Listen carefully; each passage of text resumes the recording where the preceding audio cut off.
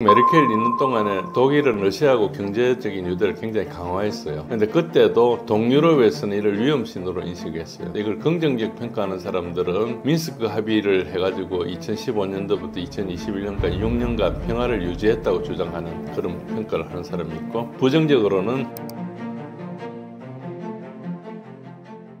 안녕하십니까. 진제일의 군사력 이해하기 블로그를 운영하고 있는 진제일입니다. 오늘 오랜만에 나와서 시청자 여러분들과 러우전과 유럽 그리고 북한, 중국에 관한 내용을 좀 말씀드리러 왔습니다. 예, 반갑습니다. 메르켈 전 독일 총리가 동유럽도 전쟁에 책임이 있다고 말한 이후 전유럽에서 역겹다는 평가를 받고 있습니다. 그 배경은 무엇인가요? 예, 이게 최근에 헝가리 매체하고 이렇게 인터뷰를 했는데, 여러분도 아시다시피 EU에서 헝가리는 약간 왕따입니다. 빅터 오르반 총리가 우크라이나랑 전쟁하는 것에 대해서 반대를 해가지고 약간 그렇고요.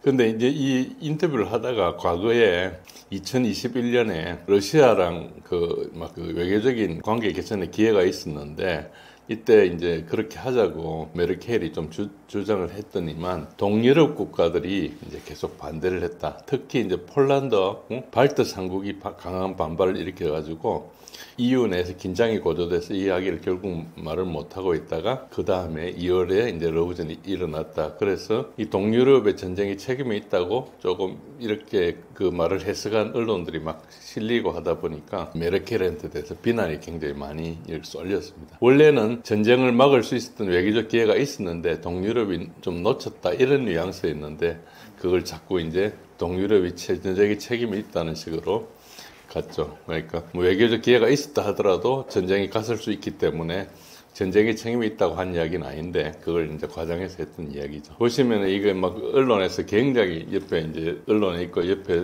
각자가 책임 있는 정치가들의 한 말들이 비난하는 이야기들 많이 쏟아졌죠. 그래서 이제 요 맥락은 실제로 2021년 6월 달에 푸틴을 만나보니까, 메르켈하고 푸틴은 되게 친했거든요. 푸틴을 만나보니까 이제 민스크 어그리먼트를 2015년도 맺었는데, 그것에 대해서 이제 양쪽이 잘 안 지키니까 푸틴이 더 이상 이걸 진지하게 받아들이지 않고 있다. 그래가지고 이제 민스크 어그리먼트는 이제 더 이상 그 분쟁을 막지 못하겠구나, 이런 생각을 해서 EU 차원에서 새로운 형식으로 푸틴과 직접 대화를 해야 한다고 자기가 직접 EU한테 제안했는데, 그 EU 28개국 중에서 발트 3국과 폴란드가 그걸 반대를 했다는 거죠. 그래서 EU 내에서 러시아에 대한 통합적인 어떤 한 목소리 내는 정책을 세우기가 굉장히 어렵다는 걸 우려해가지고 결국은 그 제안이 무산되어 버렸고, 그 다음에 이제 그해 2021년 12월 달에 메르켈이 총리직을 그만뒀거든요. 그리고 그 다음에 2월 달에 이제 침공이 시작됐으니까 그런 이야기를 이제 약간 옛날 생각을 하면서 했던 이야기죠. 그런데 이제 그거 말고도 그때 코로나 팬데믹 시절이라서 대면 외교가 줄어들어가지고 그것도 원인이었고 이런 이야기를 했어요. 그런데 이거를 이제 곡해를 했죠. 이제 메르켈 의도는 이걸 자꾸 군사적으로 해결하겠다는 건 환상이고, 결국 외교를 풀어야 된다 이야기를 했는데, 결국은 이제 약간 지나간 일을 후회하는 듯한 이야기를 푸틴에게 이제 잘못된 신호를 보냈다고 동유럽 국가들이 계속 비난을 해가지고 메르켈이 무슨 큰 원인을 제공한 것처럼, 혹은 자기가 책임을 떠넘기는 것처럼 이런 보도를 했죠. 그런 것들이 이제 계속 되는 그런 상황이었습니다. 그래서 이게 왜 자꾸 떠들냐 하니까, 메르켈 발언을 계속 곡해를 해요. 푸틴의 침공 책임을 희석한다. 결국 푸틴은 계속 나쁜 놈이고 무조건 침공할 수밖에 없는 거고, 어떤 기회가 있어도 침공했을 거라고 이제 그 주장을 이렇게 계속 그동안 내러티브를 만들었는데, 그거를 이제 메르켈이 이런 발언을 하면은 푸틴이 마치 기회가 없어가지고 할 수 없이 침공한 것처럼 하는 러시아 선전이다, 이런 식으로 이제 또 이야기를 했고, 그렇게 하다 보니까 메르켈이 그 전에 친러 정책에 대해서 이제 계속 이제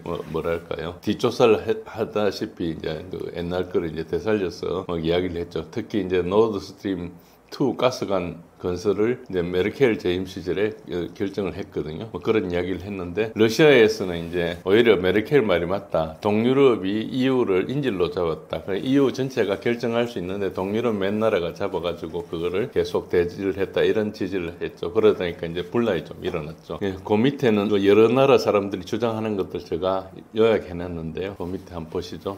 보시면은 이제 여기 폴란드하고 주로 이제 그 에스토니아, 라트비아, 에스토니아 이런 그쪽에 발트 삼국은 여러분도 아시다시피 뭐 합해가지고 인구 600만도 안 되는 세 나라들입니다. 제일 많은 데가 200 몇십만인데 여튼 그렇습니다. 예. 그리고 이제 이것이 이제 메르켈 역할에 대한 평가 좀 차이가 있습니다. 이걸 정확하게 인식하시려면은 메르켈이 굉장히 오랫동안 16년간 재임을 했거든요.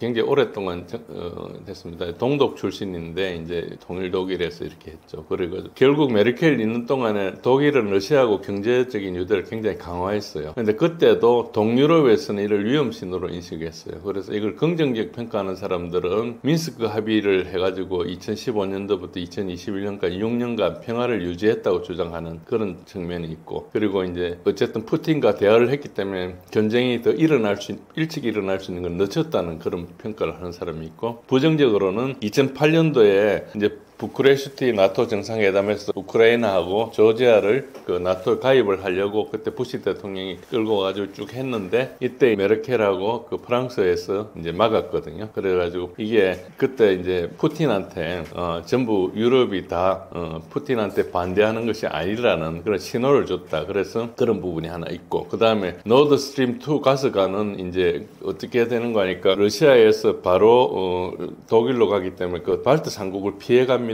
그러니까 이것 때문에 그 이제 동유럽을 우회하고 러시아를 직접 이렇게 가기 때문에 이제 이게 러시아 에너지를, 독일과 러시아 관계만 좋아지고 이제 그 사이에는 지상으로 통과하면은 지상 그 통과하는 각국에서 그 가스 그 어떤 통과료도 받기도 하고, 심하면 어떤 비상시에 잠글 수도 있고 그랬잖아요. 그런데 그냥 우회가 독일로 바로 가니까 옆에 나라들이 이제 어째 보면 다 이제 소외가 되는 거죠. 그런 것에 대해서 이제 약간 반대가 있었는데, 어쨌든 그것에 대해서 이제 그때 독일과 러시아는 이거를 뭐 이제 건설을 했죠. 그래서 특히 폴란드 총리 그 도널드 투스크 같은 데는 이제 문제가 노드 스트림 2 가스관이 폭파된 게 2022년 9월 달입니다.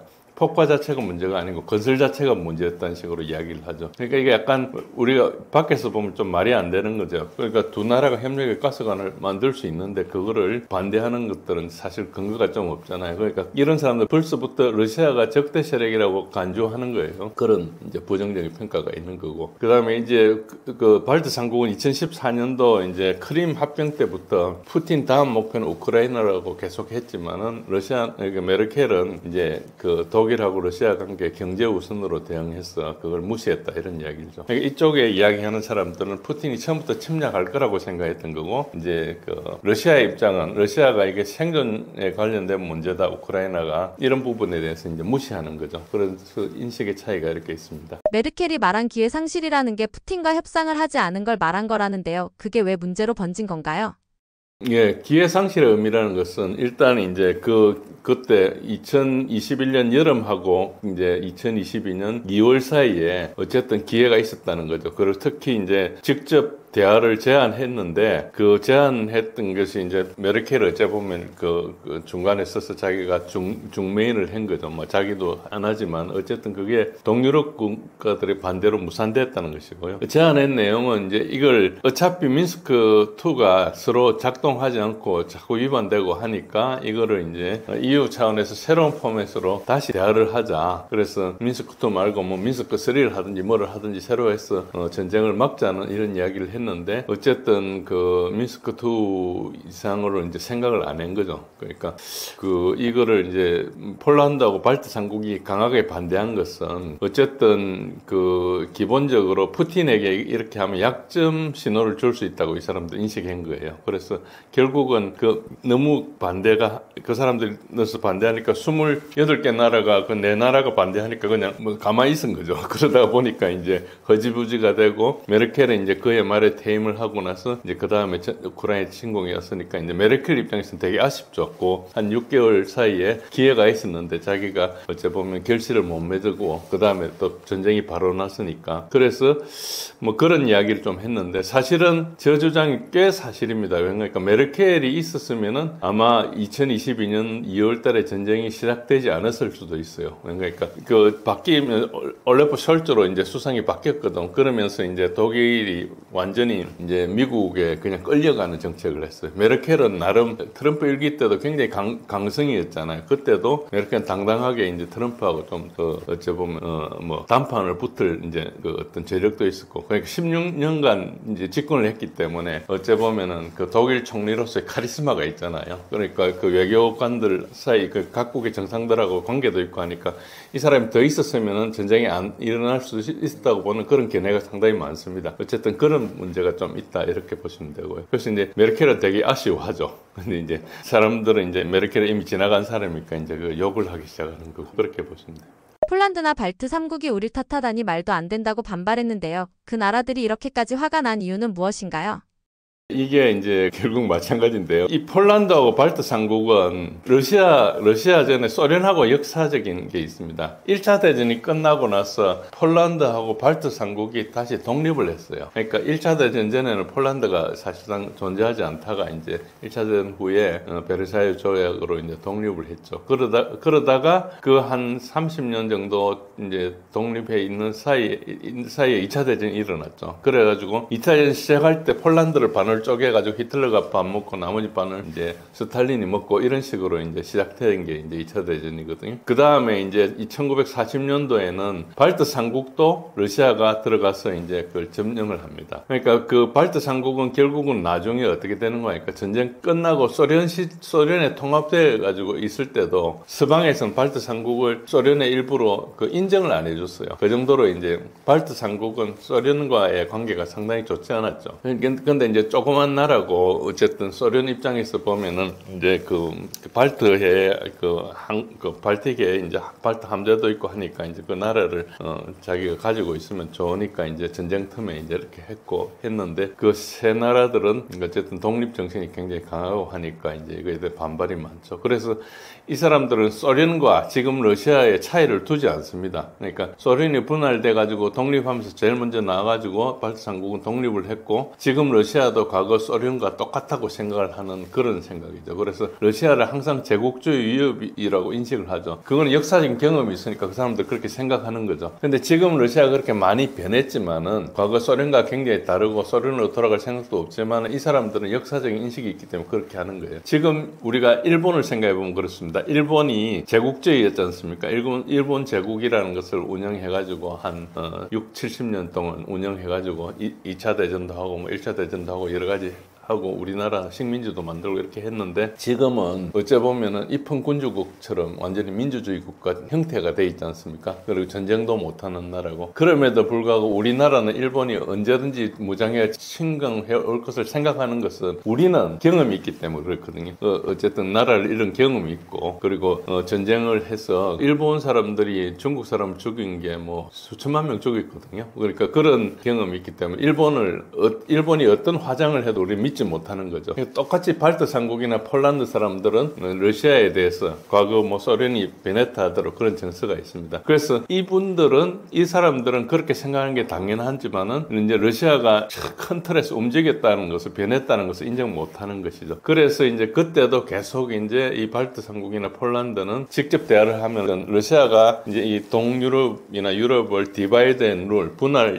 후에 점령하는 식의 어떤 전략을 가지고 있는 것을 이제 이 사람은 생각하는 거죠. 그래서 어쨌든 2014년도 크림 병합을 했을 때 푸틴은 합의를 지키지 않는다고 경고를 하고, 그래서 독일한테도 뭐 자꾸 이제 어째 보면은 이제 러시아하고 가까워지려는 것을 해방을 놓고 이렇게 했는데, 독일은 힘이 있으니까 이제 경제 협력이 우선이다 이렇게 쭉 이야기를 했고 해나갔죠. 그래가지고 결국은 이제 전쟁도 일어나고 이렇게 됐기 때문에 메르켈이 잘못된 것이다 이렇게 이제 덮어 씌우는 거죠. 그래서 이제 메르켈이 제안이 무산된 것이 EU 통합 실패가 아니고, 그때 동유럽 그 4개국이 어째 보면 푸틴에게 굴복하지 않으려고 했다 이렇게 생각하는 거예요. 그러니까 이 얼마나 복잡한지 알 수 있겠죠. 이게 역사적으로 오래 얽히고 하기 때문에 이제 이렇게 생각을 하는 거고, 우리처럼 멀리 떨어지 보면 좀 다르게 볼 수 있는 건데 이제 내부 사람들이 이렇게 하고, 이걸 가지고 이제 메르켈을 매도하기 시작합니다. 그래가지고 메르켈은 푸틴의 로비스트라는 등 뭐, 그래서 메르켈 재임 기간 동안에 사실 이제 노르드 스트림 1 있고 2가 있는데, 이런 메르켈 앞에 있는 총리가 시작해가지고 메르켈 재임 때 이제 개통을 한 거고, 이제 노르스트림 2는 메르켈이 그 총리가 있을 때 사업을 시작해가지고 이제 개통을 못하고 거의 이제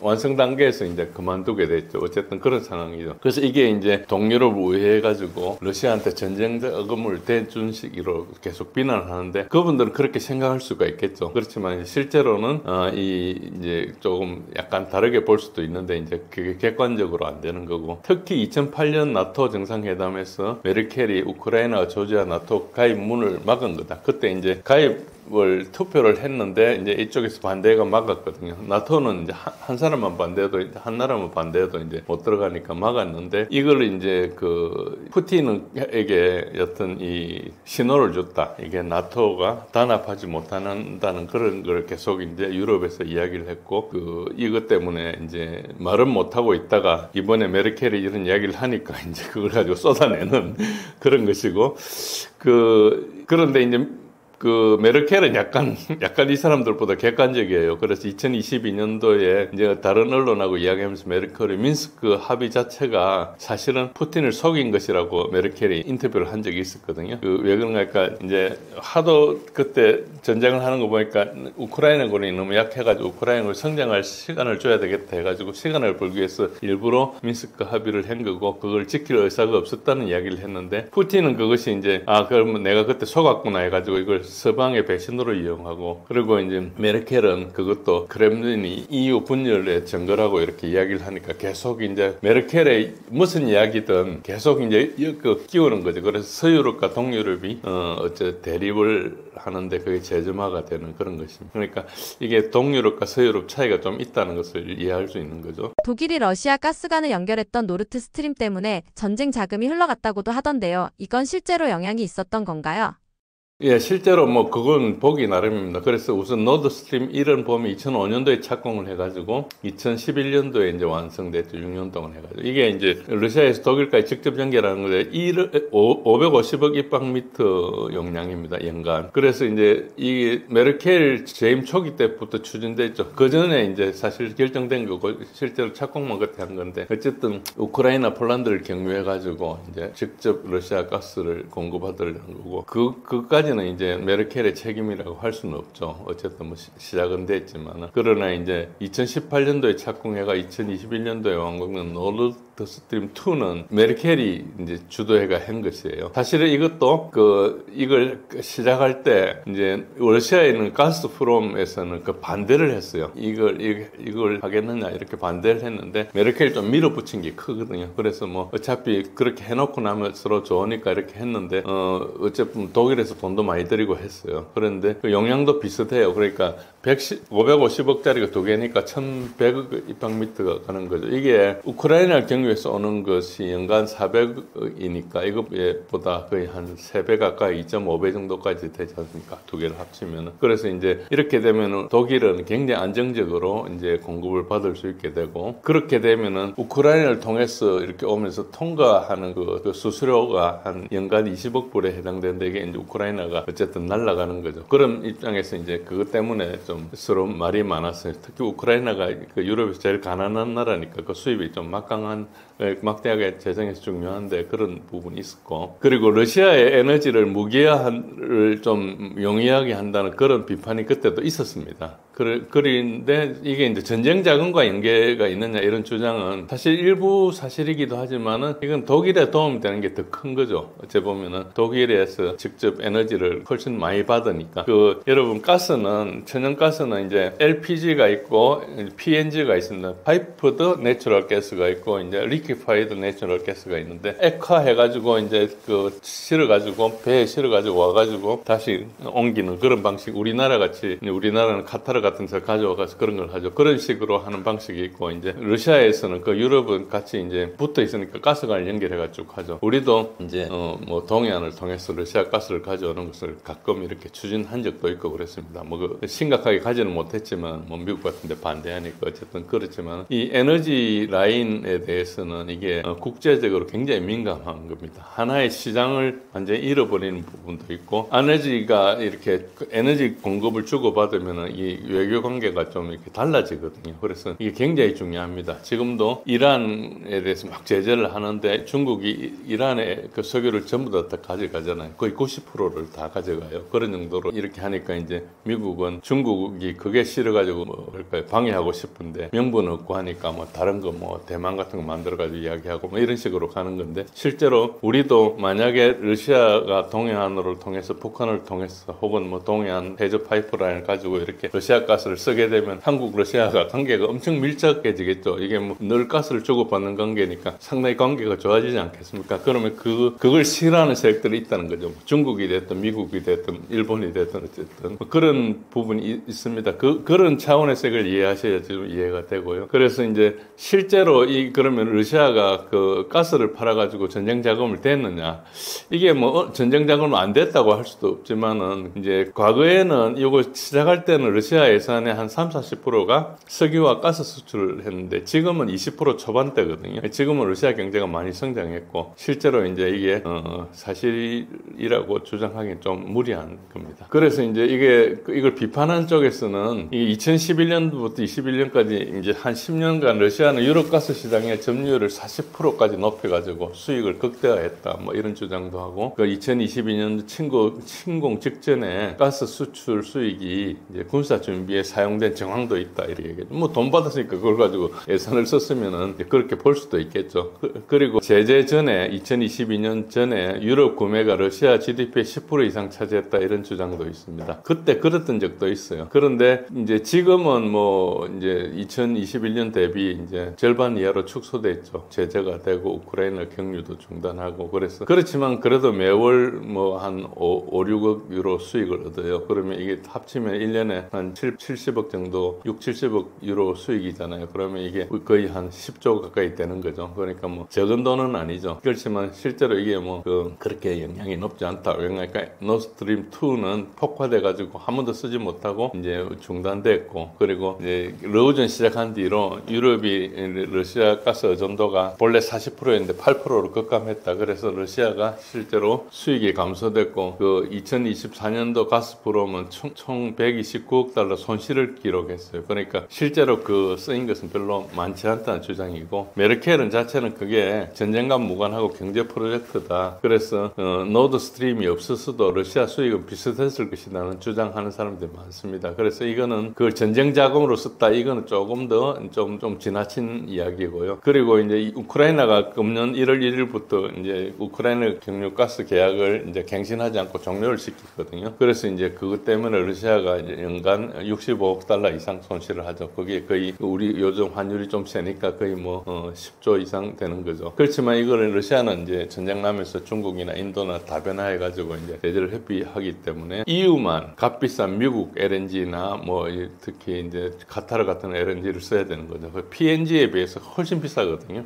그리고 특히 내륙 국가들은 PNG 시설이 없으니까 LNG 시설이 없으니까 이제 하지도 못하고 그런 영향이 있었죠. 그래서 실제로 가스를 팔아가지고 전쟁에 쓰느냐 이 부분은 거의 좀 미미하다 이렇게 볼 수 있고요. 그리고 이제 EU 자체가 이걸 안 씀으로써 미국 석유나 LNG를 사용해가지고 고비용 국가가 된 것이지. 그럼 그것에 대해서 어째 보면 좀 기분 나쁘고 그런 정책을 결정한 사람들이 이 정치권이 아직 있잖아요. 그러니까 어째 보면 자기네들이 이 편 잘못 들어가 이상하게 된 것을 좀 국민들한테 면피하기 위해서 이런 주장을 계속 만든다. 이렇게 보시는 게 조금 더 균형된 생각일 겁니다.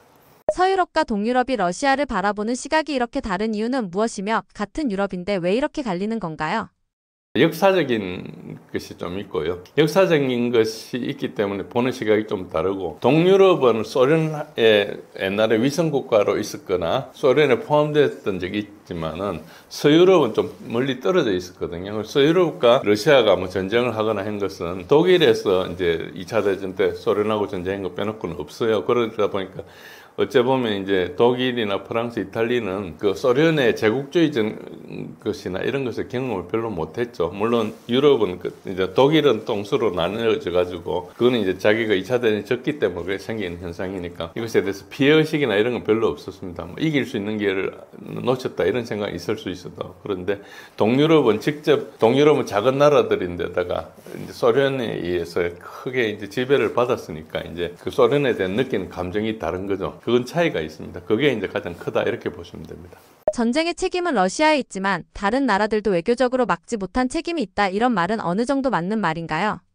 예, 아까 말씀드린 대로 어느 정도까지는 맞지만 실제로는 전쟁 책임은 러시아에 있다는 서방의 내러티브를 계속 이야기할 뿐입니다. 실제로 러시아의 침공이 예방 가능했다는 점에서는 서방의 외교 실패를 지적한 것이고 어째 보면 이게 나토 확대나 러시아 안보 우려하는 것이 이게 우려를 러시아는 이걸 나토 확대에 대해서 반대해왔거든요. 그런데 1990년대에는 러시아가 너무 힘이 없어가지고 그것에 대해서 제대로 저항할 수 없었는데 2000년대 들어가 푸틴이 집권하면서 나라가 이제 조금 살아나기 시작하면서 이제 이 부분을 좀 강조합니다. 그러다가 2008년도에서는 이제 진짜 심각하게 생각하는 게 거의 러시아 국경에 있는 그 우크라이나, 조지아 두 나라 빼놓고 다 나토에 가입한 거예요. 그러다 보니까 이제 이게 마지막이라고 생각하는 거죠. 그리고 그 두 나라가 다 전에 소련에 있었던 에서 독립한 국가니까 당연히 이제 그렇게 생각하는 것이죠. 그런 부분에 대해서 이제 너무 그때 무시했는데 그 무시했던 것은 90년대 러시아가 약한 것에 대해서 이 사람들이 계속 그 잔상을 가지고 추정했고 그 사이에 이제 러시아는 계속 성장을 해서 힘이 컸다 이 부분에 대해서 어째 보면은 관성에서 움직인 거죠. 미ન્스크 합의 실패도 마찬가지입니다. 러시아를 약간 우습게 보고 이거를 우크라이나를 결국은 강화해서 러시아를 약화시키는 그 흐름에 유럽이 전체 다 동의하고 있었던 거죠. 그런데 러시아가 클 뿐만 아니고 그 사이에 이제 SCO나 브릭스나 이런 걸 가지고 이제 글로벌 사우스를 결집한 거죠. 이게 이제 계속 서방이 이걸 키워준 면이 있습니다. 이거를 이제 아무도 책임을 지지 않고 계속 비난을 하는데 실제로는 SCO도 상하이 코퍼레이션 그 오가니제이션이라는 것도 처음에 어떻게 시작했는가 구소련이라는 다 붕괴가 돼버렸지 않습니까? 그래가지고 그 CIS라 해서 독립국가 연합이라는 느슨한 형태로 일으켜져 있는데 거기에 있는 국가들은 러시아계가 아닌 소련 시절에 합쳐진 그 국가들이거든요. 특히 중앙아시아에 있는 국가들. 그러니까 이 국가들하고 이제 중국하고 국경을 마주하니까 이제 여러 가지 문제가 생겼어요. 그래서 소련 시절에 맺어졌던 것을 이제 그 다음에 소련이 해체되고 난 다음에 국경을 어떻게 관리할 것이냐 이 문제가 발생해가지고 그러면 상하이 코퍼레이션 오가니제이션 다른 나라는 쪼개졌으니까 상하이에서 이걸 이제 시작을 한 거죠. 그래서 협의를 했는데 그 협의 약속을 잘 지켰어요. 그래가지고 상하이 코퍼레이션 오가니제이션 자체가 상당히 이제 신뢰가 있는 기관이 되어버린 거죠. 그러다 보니까 이제 그걸 가지고 안보 그 구도도 논의하고 이렇게 된 겁니다. 지금은 이제 그게 안보 조직 비슷하게 돼 있죠. 브릭스는 경제 조직 비슷하게 돼 있고 그런 식으로 이제 하게 된 거죠. 그렇게 된 데서는 서방이 그 사이에 계속 뭐 조지아 전쟁도 하고 여러 가지 해서 이제 러시아를 이렇게 부추기려는 이런 때문에 이게 좀 뭉치진 면도 있거든요. 그런 부분을 잘 이해하지 못하니까 왜 쟤네들이 갑자기 모이나 이렇게 하는데 이제 서방이 좀 공격적으로 했던 부분에 대해서 이야기를 못하죠.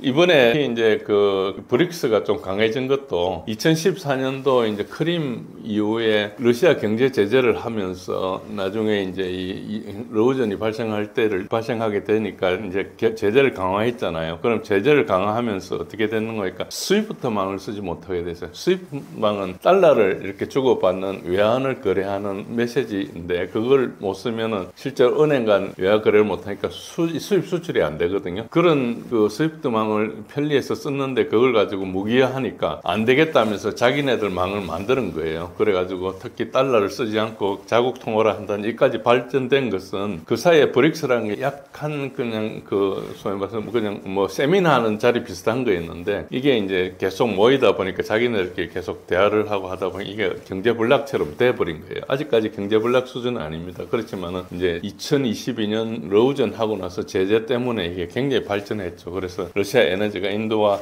그 중국을 거치게 되고 이러니까 이제 기본적으로 공급망이 재편되잖아요. 공급망이 재편되면서 굉장히 큰 문제가 발생하거든요. 그렇게 가게 된 것들이 이제 좀 책임이 있죠. 이런 부분을 이제 서방에서 자기네들이 그런 원인을 제공했다고 이야기를 하지 않고 쟤네들이 문제라고 계속 이야기를 해요. 그러니까 이제 이 부분에 인식 차이가 좀 있고, 그래서 이제 이걸 어느 시각에서 보느냐에 따라서 다르게 보이는데, 우리와 남이다 이런 식으로 보고 상대방 사정을 이해하지 않게 되면은 이 문제가 영원히 고립됩니다. 그런데 중간에 문제를 해결하려다 보면은 입장 차이를 좀 이해할 수 있어야 되고, 그러려면은 좀 객관적으로 봐야 되는데, 이제 이게 나라끼리 이렇게 막 싸우는 입장이니까, 심지어 그 싱크탱크들도 독립적인 이야기를 못하죠. 계속 그런 이야기를 하고 있습니다. 그래서 러우전 인식 차이가 굉장히 큽니다. 이게 서방에서는 러시아는 침략으로 봐야 되는 거고, 러시아 자체는 생존을 위해서 전쟁을 하는 건데 그 부분에 대해서 인정을 못하니까 여러 가지 이제 인식 차이가 계속 있었죠. 이것은 계속 나중에 2014년도 마이단 쿠데타도 그렇고 2021년도 3월 24일 날 젤렌스키가 돈바스하고 크림 탈환 행정 명령을 내리는데, 그게 사실은 선전포고 같은 경우예요. 그때 분명히 미인스크2 협정이 존재했었고, 그리고 크림은 물론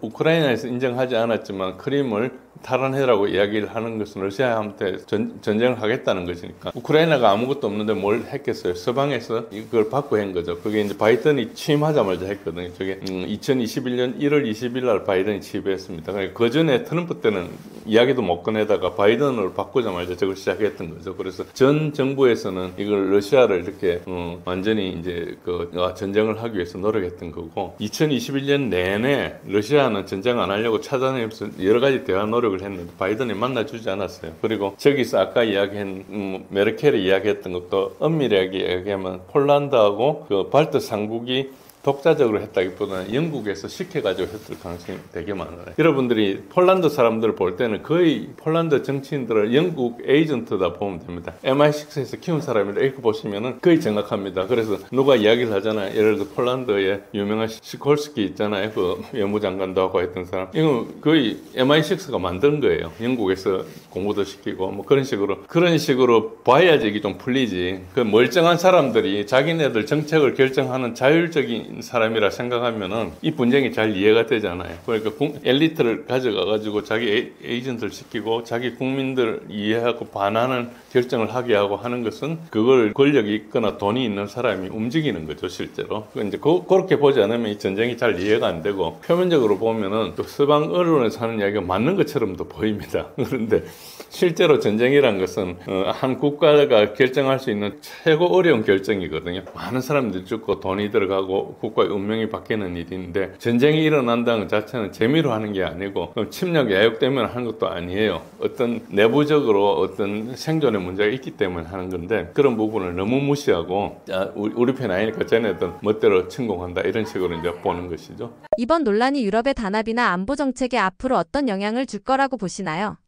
실제로 뭐 이게 이런 논란이 향후 미칠 긍정적인 영향은 거의 없습니다. 이미 이 큰 그림에서 볼 때 EU는 붕괴 중에 있고 나토도 거의 패전 중에 있어요. 이 두 조직이 거의 앞으로 10년 있으면 거의 없어진다고 보면 됩니다.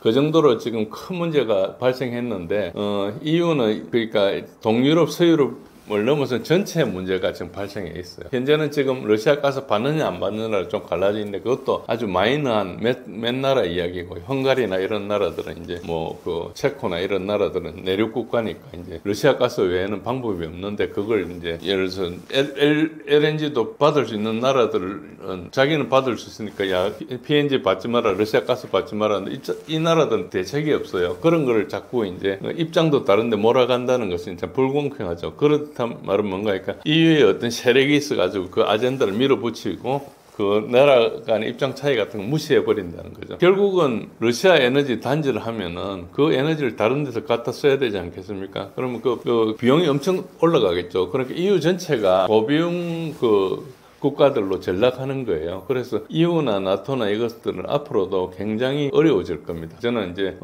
동남아보다 못해질 거다 뭐 그렇게 이제 자꾸 주장을 하는데 그거는 약간 뭐 과장해서 제가 강조하는 그런 측면이 있는 말이지만은 실제로 독일 같은 경우는 지금 경제가 급격히 침체하고 있거든요. 그런 것이고 사실은 90년대 탈냉전 이후에 나토의 존재 가치는 없었어요. 공동의 적이 없었는데 그 망하는 러시아가 그냥 그 생존 나기도 힘든데 그걸 공동으로 적을 만들어 계속 확장을 했으니까 뭐 여러 가지 이야기를 있지만 사실은 그 이야기는 뭔가 그러니까 러시아가 위협이 되지 않으면서도 나토를 확장했다는 것은 뭔가 그러니까 러시아를 뺏어서 쪼개겠다는 뜻이에요. 그것까지 이야기를 안 하고 우리는 뭐 각자 이유를 들어가 이야기를 하면은 러시아 입장에서는 좀 맞지 않고 이것은 이제 안보 분리 불가라는 이론에도 정면으로 배치되거든요. 그러니까 안보 분리 불가 이론이 뭔가니까 그러니까 그 indivisibility of security입니다. 그러니까 한 나라의 안보를 높이기 위해서 다른 나라의 안보를 희생하면 안 된다는 거예요. 그러니까 예를 들어서 인접한 국가에 대해서 어떤 현상을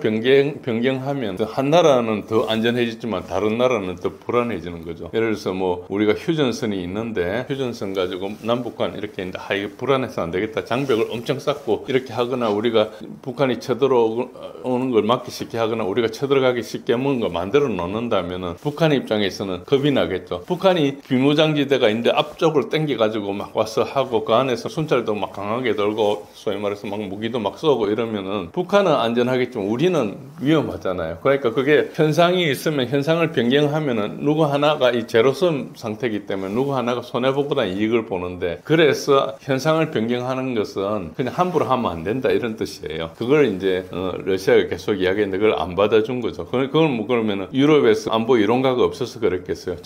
정책적으로 무시해버린 거죠. 어쨌든 그런 생각을 해보면은 만약에 지금 트럼프가 대통령이 아니고 해리스가 대통령이었다 치면은 전 정권의 대결 구도가 쭉 계속됐을 거예요. 그렇다면은 지금 3차 대전이 발생했을 거고 전쟁도 일어났을지 모릅니다. 그나마 트럼프가 잘하든 못하든 뭔가 막아보겠다고 하면서 지금 그 유럽하고 미국이 분리되고 그래가지고 지금 좀 동력이 약해졌거든요. 그럼에도 불구하고 트럼프를 무시하고 얘네들이 계속 자기네 돈 대주고 하겠다는 거잖아요. 그럼 유럽이 지금 굉장히 호전적으로 바뀌기 때문에 전반적으로는 유럽이나 나토에 굉장히 네거티브한 겁니다. 메르켈 전 총리가 러시아에 너무 우호적이었다는 말도 있는데요. 그건 지나친 평가인가요? 아니면 일리가 있나요?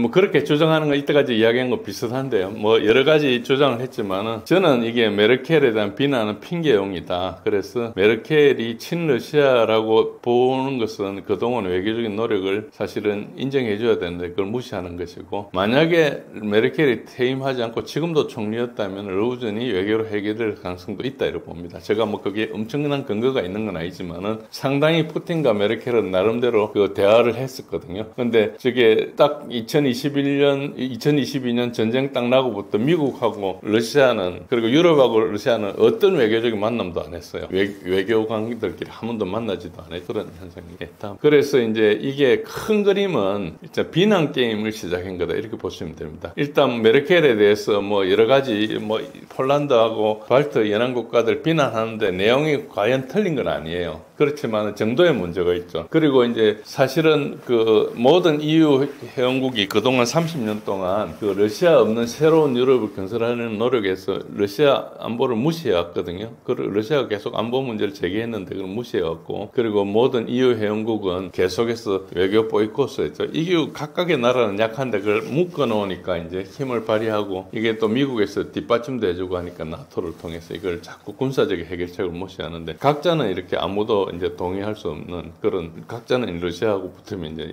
약하죠. 이게 어째 보면은 이게 미국의 선율에 맞춰 춤을 추는 걸로 볼 수 있고요. 이 사람들이 꼭두각시라고 보는 게 조금 더 맞고 그래서 미국이 이완 때 러시아하고 싸우려 했기 때문에 싸우는 중이라고 보면 이게 외교라고 볼 수는 없는 거죠. 그래서 이게 지금 이렇게 비난 게임을 시작했다는 것은 붕괴 직전에 있다. EU 내에 지금 심각한 대립이 노출된 것이다. 이렇게 보는 게 맞고 그걸 불가리아 장관이 페트코프라는 사람이 이제 그런 이야기를 한 적이 있습니다. 어쨌든 그런 걸로 이해하시면 됩니다. 최근 러시아가 동부전선을 중심으로 다시 공세를 강화하고 있습니다. 현재 전쟁의 주도권은 어느 쪽으로 기울고 있다고 보시나요? 주도권 말씀드린 전체적으로 지도를 보시면은 크게 이제 동부 쪽이 동부 우크라이나가 주 공격이고 그리고 북부하고 남부가 조공입니다. 그래서 특히 이제 하르키프, 도네츠크, 루안스크가 주공인데, 내려가십시오.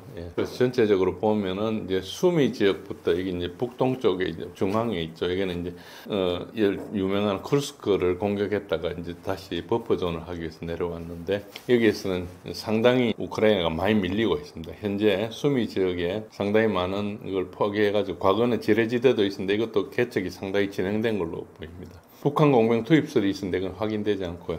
여기 수미가 그래도 조금 비교적 도네츠크보다 약간 조금 덜 긴급하니까 여기 군대를 빼가지고 밑에 도네츠크에 이렇게 투입을 했는데 풍선 효과가 좀 있습니다. 그래서 그렇고 그 다음에 중요한 것은 이제 하르키프주에 하르키프는 이제 수미 동쪽에 있고 밑에 이제 루안스크하고 이렇게 겹치는 데거든요. 이 하르키프라는 것은 제2도시고 하니까 이거를 하르키프주를 공격하기 위해서 양쪽에서 남북에서 이렇게 결정합니다. 그래서 첫 번째가 볼찬스크인데 볼찬스크도 러시아가 엄청나게 공격하고 있지는 않는데 지금 강 주변을 대부분 돌아가지고 거의 확보를 해놓은 상태입니다. 여기서 아직 강하게 밀고 내려가지고 있지는 않습니다. 그런 상태고요. 그 다음에 이제 시계 방향으로 나오면 루안스크 지역입니다. 이게 제2 하부 주공인데 여기서 이제 루안스크는 이미 다 점령을 했고요. 거기서 지금 계속 뼈치 나오면서 하르키프 쪽으로 가고 있습니다. 그래서 저 위에 왼쪽 위에 있는 것이 조금 전에 보여드린 그 볼찬스크인데 거기하고 지금 이렇게 만날 식으로 이렇게 가고 있고 또 동시에 밑에 도네츠크 쪽으로 이렇게 공격을 하는 크게 포위망을 하고 있는 거기가 이제 리만 지역입니다. 지금 굉장히 중요한 데가 쿠피안스크인데 쿠피안스크는 거의 도심에 대부분 들어간 상태입니다. 이 쿠피안스크 이 지도는 한 달 전 지도인데 다음 지도가 최근의 지도가 있습니다. 쿠피안스크 도심이 있고 도심이 굉장히 발달해 있는 데라서 여기 있고 빌딩도 많고 하니까 이걸 들어가서 전쟁하기 되게 힘든데 지금 상당히 들어와 있습니다. 한 달 후에 일어난 지도를 다음 걸 한번 보십시오. 보시면은 이게 한 달 전하고 오른쪽은 지금 한 3일 전 건데 굉장히 많이 확 들어와 있죠. 지금 한 달 사이에 많이 들어와 있습니다. 그래서 쿠피안스크가 거의 지금 저 안에 있는 그 포위된 우크라이나 군들이 거의 포위를 빠져나가지 못하고 있는 그런 상황입니다.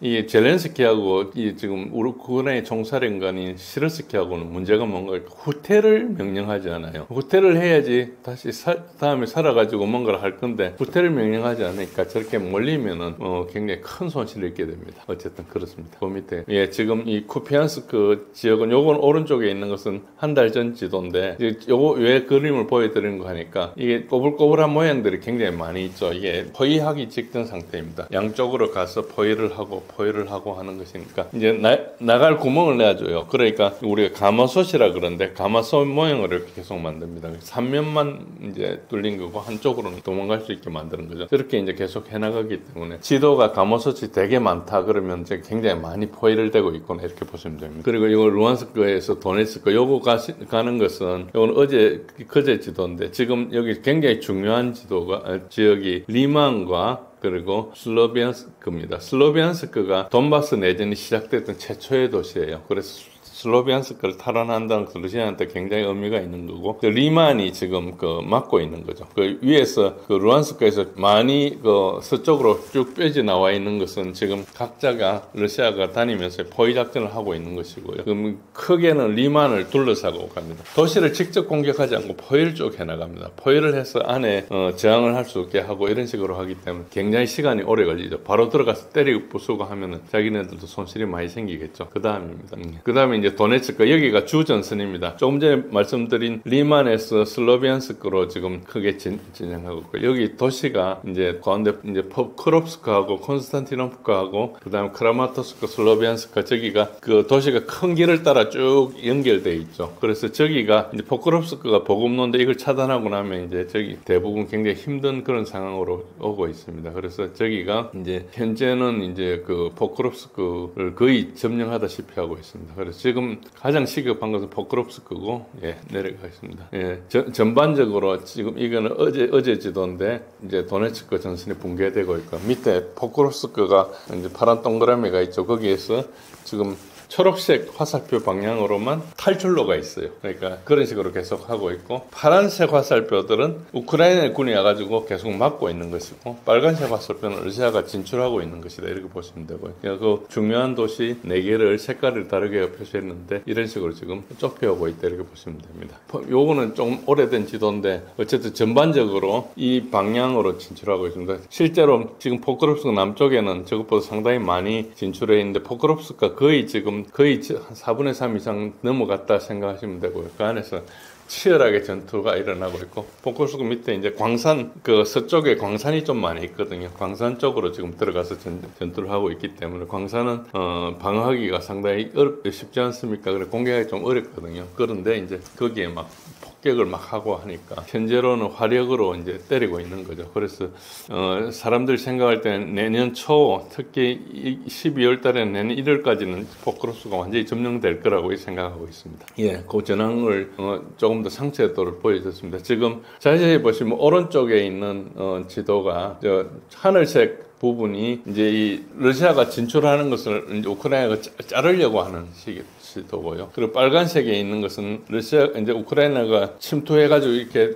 이걸 좀 절단하려고, 이제 진출하는 걸 절단하려고 하는데, 그걸 다시 러시아가 막아낸 겁니다. 그래가지고 우크라이나는 이렇게 자르려고, 러시아는 가려고 하고, 그 사이에 또 자르려고 하는 것을 부분적으로, 그러니까 저 부분에서는 진퇴양난이 계속 일어나는 것입니다. 서로 밀렸다, 뚫었다, 이런 일이 계속 벌어지고 있다, 이렇게 보시면 됩니다. 예, 콘스탄티노프카입니다. 콘스탄티노프카는 지금 여기 지도가 좀 오래된 지도인데, 오른쪽에 있는 지도가 이제 그림을 잘 보여주기 때문에 좀 오래된, 한 달 전 지도인데 갖다 놨고, 왼쪽 거는 최근 지도입니다.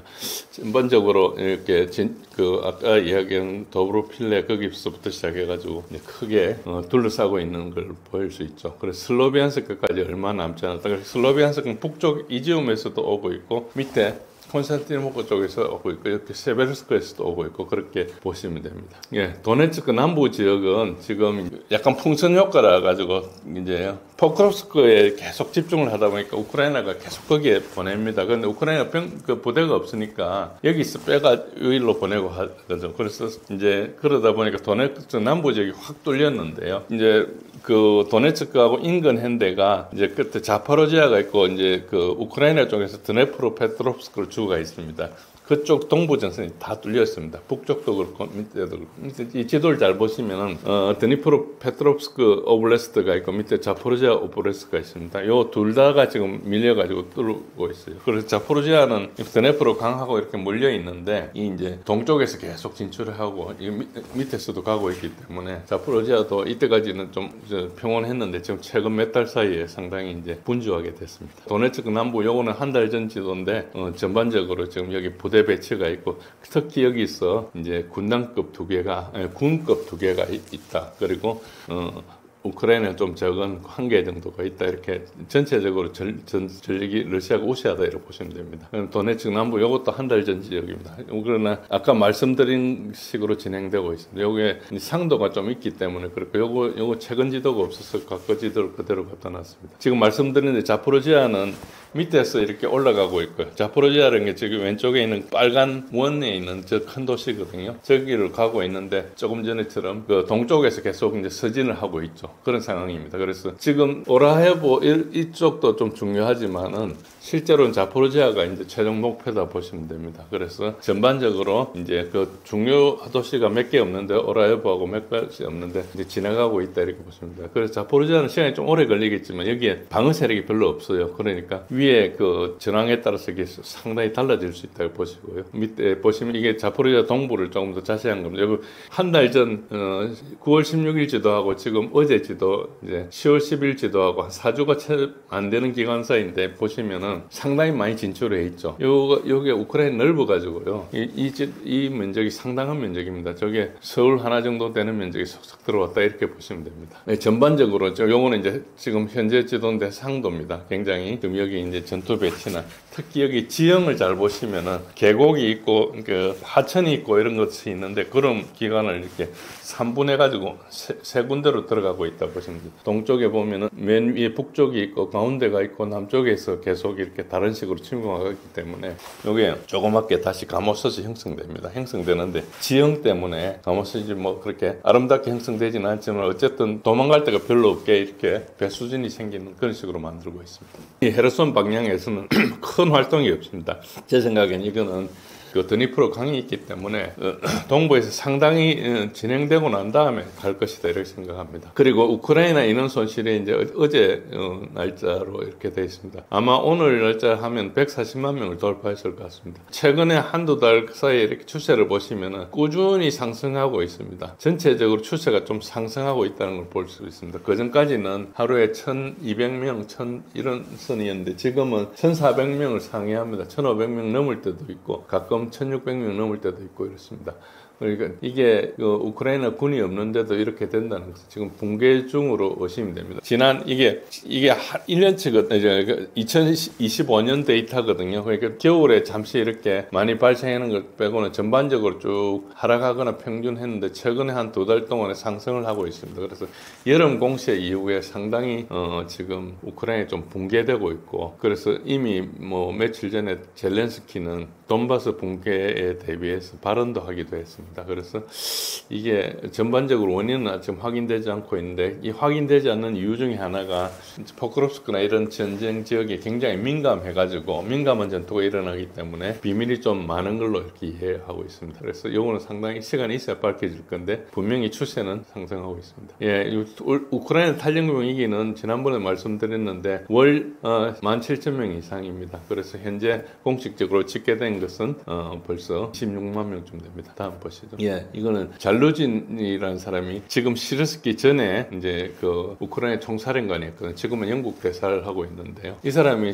최근에 이런 이야기를 했습니다. 저 위에 있는 그 우크라이나어를 밑에 이제 번역해 놓은 건데 러시아는 전선의 교착 상태를 깨는 데 가까워졌다. 어떻냐 이렇게 물어보니까 이제 그 전 우크라이나 총사령관 잘루진이가 이제 이런 오른쪽에 있는 이야기를 했습니다. 드론과 새로운 전술 덕분에 상황이 러시아에게 유리하게 전환됐다. 근데 이것보다 훨씬 더 파괴적인 요인은 대규모 탈령이다. 우크라이나 군인들이 전투 사기 저하 이유가 전선에서 막대한 손실이나 그리고 로테이션을 안 시키거나 군인을 아주 그냥 2등으로 간주하는 지휘관의 무관심, 그러니까 군인을 존중하지 않는다는 거죠. 그러니까 이제 우크라이나 군 내에 어째 보면은 존중하는 문화가 좀 적은 거죠. 그래서 규율과 신뢰 위기가 드론 공격 못지않게 군대를 위협하고 있다 이런 이야기를 하죠. 이제 자기 후임인 시르스키를 비난하는 이야기도 되지만 사실 또 이제 군 지휘관을 해봤던 입장에서 보면은 이제 이게 좀 안타까운 것도 있고 그래서 이 추세가 계속되면은 영토를 잃는 게 중요한 게 아니고 전선의 기반인 보병도 잃을 위험이 있다면서 지금 보병이 대대적으로 전투를 거부하는 현상이 일어나고 있다고 보고 있습니다. 그리고 이제 지금 현재는 러시아가 드론과 미사일로 공격을 지속하고 있는데 보시면은 최근에 엄청나게 많이 이제 드론과 미사일을 쏘고 있습니다. 여기 그래프 중에 이제 빨간 것은 미사일이고 이제 파란 것은 이제 드론인데 드론은 값이 쌉니다. 하나에 뭐 한 우리 돈으로 한 2천만 원 이렇게 하는 거고 이제 미사일은 뭐 거의 억대하는 그런 거죠. 그리고 비싼 미사일은 뭐 수십억 하는 미사일도 있고요. 근데 이 미사일이 주로 어디를 쏘는 거니까 그 차단 작전했습니다. 크게 이제 공중 공습이라 하면은 이제 항공 폭탄이나 미사일이나 드론이나 이런 것들이 이제 공중으로 하는 폭탄이죠. 그리고 이제 물론 공중으로 지원하는 포병 지원도 있습니다. 그게 뭐 하늘에서 떨어진다는 게 아니고 어쨌든 결과적으로 표적 입장에서는 공중에서 날아오는 거니까 보통 그걸 지원이라는데 지원을 근접 지원과 전장 차단과 차단이라고 세 단계로 구분합니다. 그래서 전선에서 가까운 순서입니다. 그래서 이제 지금 근데 주로 차단 쪽에 해요. 후방 지역에 병력 직결지나 무기고나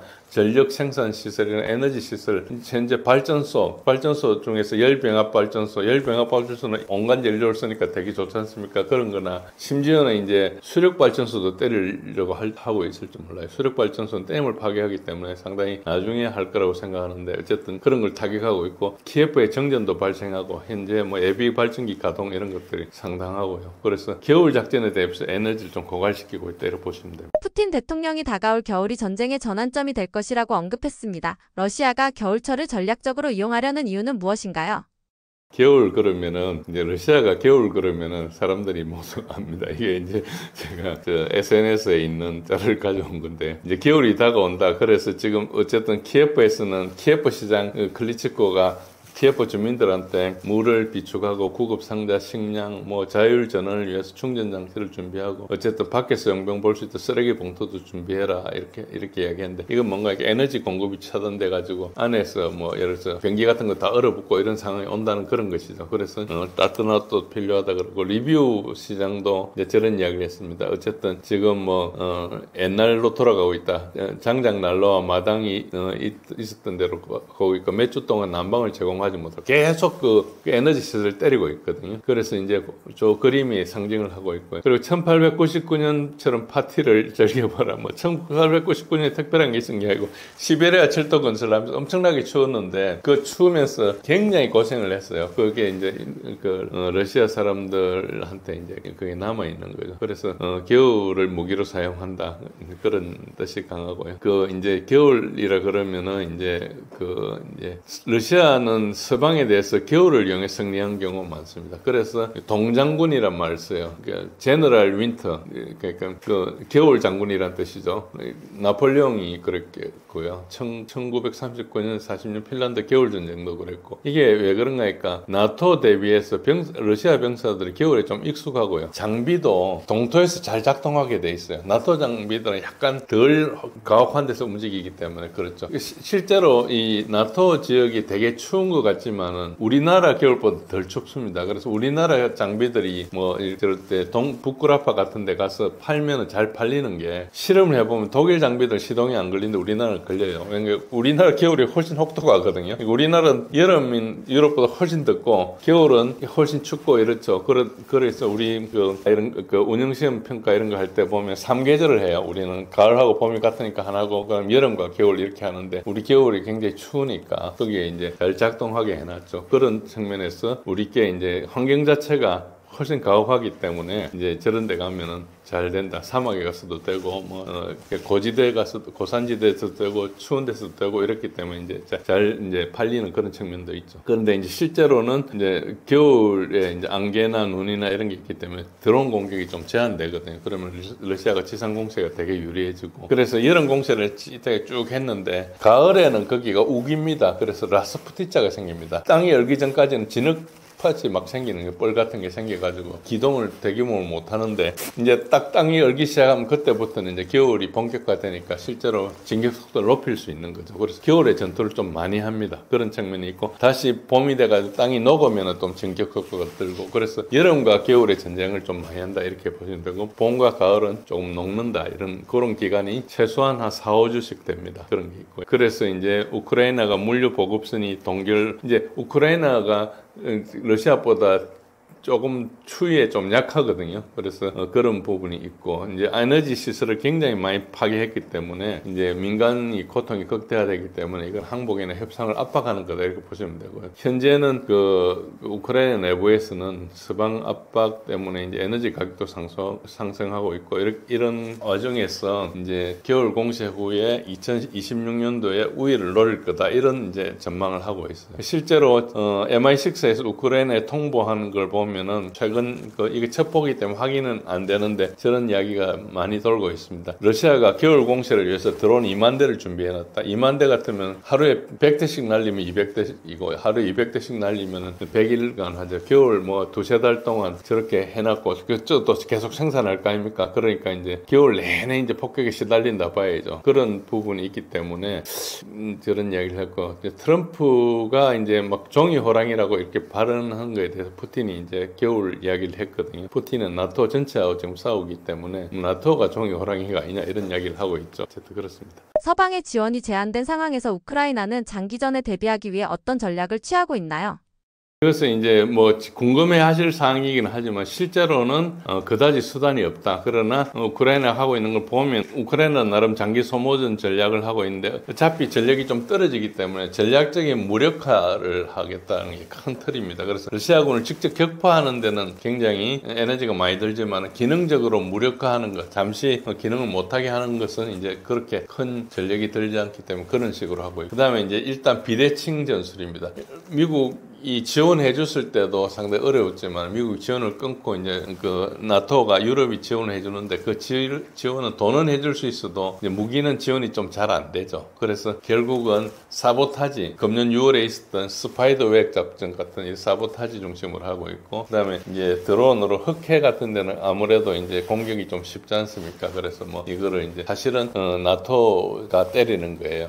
우크라이나가 뭐 하는 식으로 하고 있지만은 어쨌든 그 해상 드론이나 이런 걸 가지고 하기도 하고, 그리고 그 공중 드론으로는 러시아의 공군 기지들, 그 로스톤이나 이런 데 있는 기지들을 이제 좀 때리고, 드론 지뢰 포격 이런 것들이 어째 보면은 이제 비대칭이에요. 지연도 시키고 교란도 시키고 하는 그런 걸 하고 있고, 직접 때리는 것보다는 저런 게 좀 많고요. 그래서 뭐 그 교리상 20km 킬존이라는 걸 만들어 가지고 그 안에 이제 러시아의 전진을 지원하는 이런 걸 좀 하고 있는데, 이것은 이제 지원은 되지만은 결국은 그 파괴하지 않으면 계속 어째 보면 공격을 하거든요. 그래서 저게 영속적인 대출은 수단은 못 된다.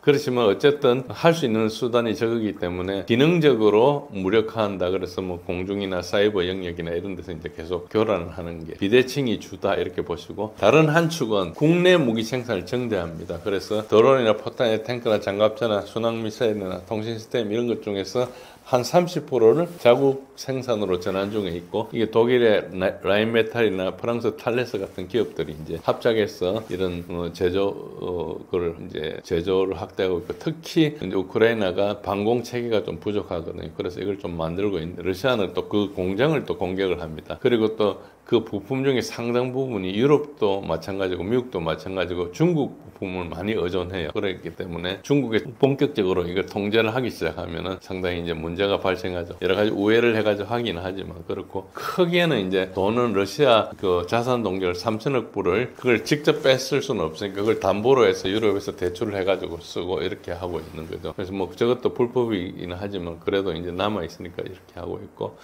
그래서 이제 방산 자립도 하고, 근데 유럽은 이때까지 440억 유로를 주는 것을 820억 유로로 거의 2배 정액을 계획했거든요.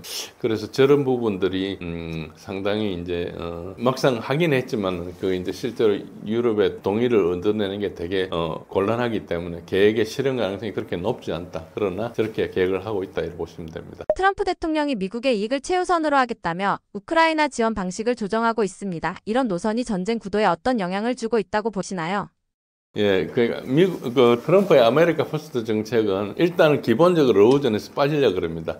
일단 재정적으로 완전히 빠졌는데, 그래서 EU가 무기를 사가지고 우크라이나에 제공하는 식으로 하고 있는데, 아직은 정보 지원을 하고 있어요. 그리고 사실상 우크라이나군의 작전 통제권을 행사하고 있습니다. 그래서 하나의 이게 딜레마죠. 왜냐하면 미국이 직접 그 정보 지원, 시파이에사를 차단하면은 우크라이나는 거의 즉시 패배합니다. 그러니까 이제 즉시 패배하게 놔둘 수가 없잖아요. 어째보면. 그래서 이것 때문에 계속 머물거리고 있었어요. 그러니까 정보 지원 차단이 좀 곤란한 상태고, 그런데 이제 트럼프 지지 세력 마가의 압력이나 또 딥스테이트는 지원해주라는 거, 이게 계속 충돌하고 있는 상황이고, 트럼프는 거기서 우유부단한 상태예요. 이 말 들었다 저 말 들었다 하는 상태인데, 그러니까 이 두 세력들을 예를 들어서 자기가 다 통제할 수 있는 없는 상황이거든요. 딥스테이트들의 의회를 많이 장악하고 있기 때문에 그거하고 완전히 등지을 수도 없고 이런 과정에 있다 이렇게 보시면 되고요. 그래서 트럼프가 하는 이야기가 굉장히 왔다 갔다 하는 이유가 저것도 하나의 원인이 된다고 보시면 되고요. 그리고 이제 아까 말씀드린 대로 EU, 나토가 원조를 굉장히 정액해가지고 미국 대신 하겠다고 이렇게 했는데, 그러니까 우크라이나를 EU 우선으로 재편했죠. 그렇지만은 EU에서 유럽 홀로 지탱 불가하다고 이미 판단하고 있어요. 그리고 또 저 돈을 주겠다 했지만 EU 국민들이 반대하고 있기 때문에 지금 EU의 각 국가들은 정권 교체 압력이 빈발하고 있습니다. 그러니까 미국도 지금 부채 때문에 문제가 되고 있고 EU도 재정 문제에 빠지고 있죠. 그래서 이 전쟁을 하면서 그러니까 돈이 모자란 쪽은 서방이라는 걸 알 수 있습니다. 그리고 이제 미국이 러우전에서 결국 빠지면은 장기적으로 존속 불가한데 지금 당장 뺄 수 있느냐는 문제 때문에 굉장히 어려워하고 있고, 그 사이에 우크라이나는 계속 병력과 전투력이 부족한 상황으로 가고 있고, EU는 재정과 병기고 계속 부족한 상황으로 가고 있다. 그래서 이게 장기전으로 가면은 절대 이길 수 없는 거라는 걸 알 수 있습니다. 전쟁이 장기화되면서 양측 모두 소모전 양상을 보이고 있습니다. 지금 상황에서 휴전이나 종전 협상 가능성은 얼마나 있다고 보시나요? 예, 일단 협상은 물 건너간 상태다. 제가 오래전부터 협상보다 종전이 빠를 것이다 이야기를 했는데 이게 약간 모순적인 말이죠. 그러니까 이제 협상으로 그냥 끝내는 것보다 전쟁이 그 정도로 협상이 힘들다는 이야기를 하는데 서방 이야기를 들으면 러시아가 피해가 굉장히 많습니다. 좀 트럼프 대통령은 뭐 심심하면 피해가 엄청 많다고 이야기를 하죠. 그 말은 러시아가 피해가 많으면은 러시아가 질 거잖아요. 시간이 지나면은. 그럼 기다리면 우크라이나 이길 건데, 그런데 러시아는 계속 진격하는 이상한 상황이죠. 이게 왜 그런가 하니까 이 정보 실패가 있는 거예요. 트럼프가 아직 계속 이상한 이야기를 하고 러시아군이 많이 죽는다 하는데, 지금 키스 켈로그라는 이제 러우전 특사가 이제 피딩하는 인풋해주는 정보가 잘못된 거예요. 또는 저걸 거짓말하는 중에 있습니다. 그러니까 저는 1월 달부터 키스 켈로그를 해고했어야 된다고 생각을 해요. 진짜 휴전을 하려면은, 종전을 하려면 그런데 이게 계속 이야기를 하는데, 저 사람 지금 엄청 친해요. 그래가지고 우크라이나에서 훈장도 받고 있는데, 키스 켈로그라는 특사가 우크라이나의 에이전트다 이렇게 보시면은 거의 정확하게 보시는 겁니다. 그러니까 이게 여러 가지 해석이 가능한데, 내러티브전의 부작용, 하도 오랫동안 러시아가 못 싸우고 우크라이나 잘 싸운다는 거짓말을 계속 해왔기 때문에 그 말을 하루아침에 바꿀 수가 없는 거죠. 이때 계속 이야기하다가 그래서 스스로 거짓말에 걸려드는 거예요. 자기가 믿기도 하고 그걸 알면서도 바꿀 수가 없는 거죠. 국민들 앞에 와가지고 어제까지 우크라이나가 잘 싸우고 러시아는 곧 망할 거라 이야기했는데 오늘 가지고 다른 이야기를 못 하잖아요. 그러니까 거기에 이제 트랩에 걸린 상태라 보시면 됩니다. 그러니까 정보 실패하고 내러티브전의 부작용이 되게 심각한 상태다 이렇게 보시면 되고. 이번 전쟁은 단순한 영토 문제가 아니라 세계 질서의 재편이라는 평가도 있습니다. 이 전쟁이 국제 안보 구도에 어떤 변화를 남길 것이라고 보시나요? 이거 러우전 규정은 저는 여러 번 말씀드렸지만 미국이 우크라이나를 이용해서 러시아를 상대로 한 대리전이다. 그러니까 미국과 러시아 간의 전쟁이고 이 전쟁에서 러시아의 군비 경쟁에서 참패한 것이다. 아직까지도 이제 많은 분들이 미국이 군사력이 뭐 터무니없다고 주장하는 저 같은 사람 이야기를 굉장히 신뢰하지 않거나 거짓말이라고 생각하시는 분도 있는데 실제로 그 모든 무기체계를 놓고 보면 미국이 우크라이나에 제공한 무기 중에 남은 게 거의 없습니다.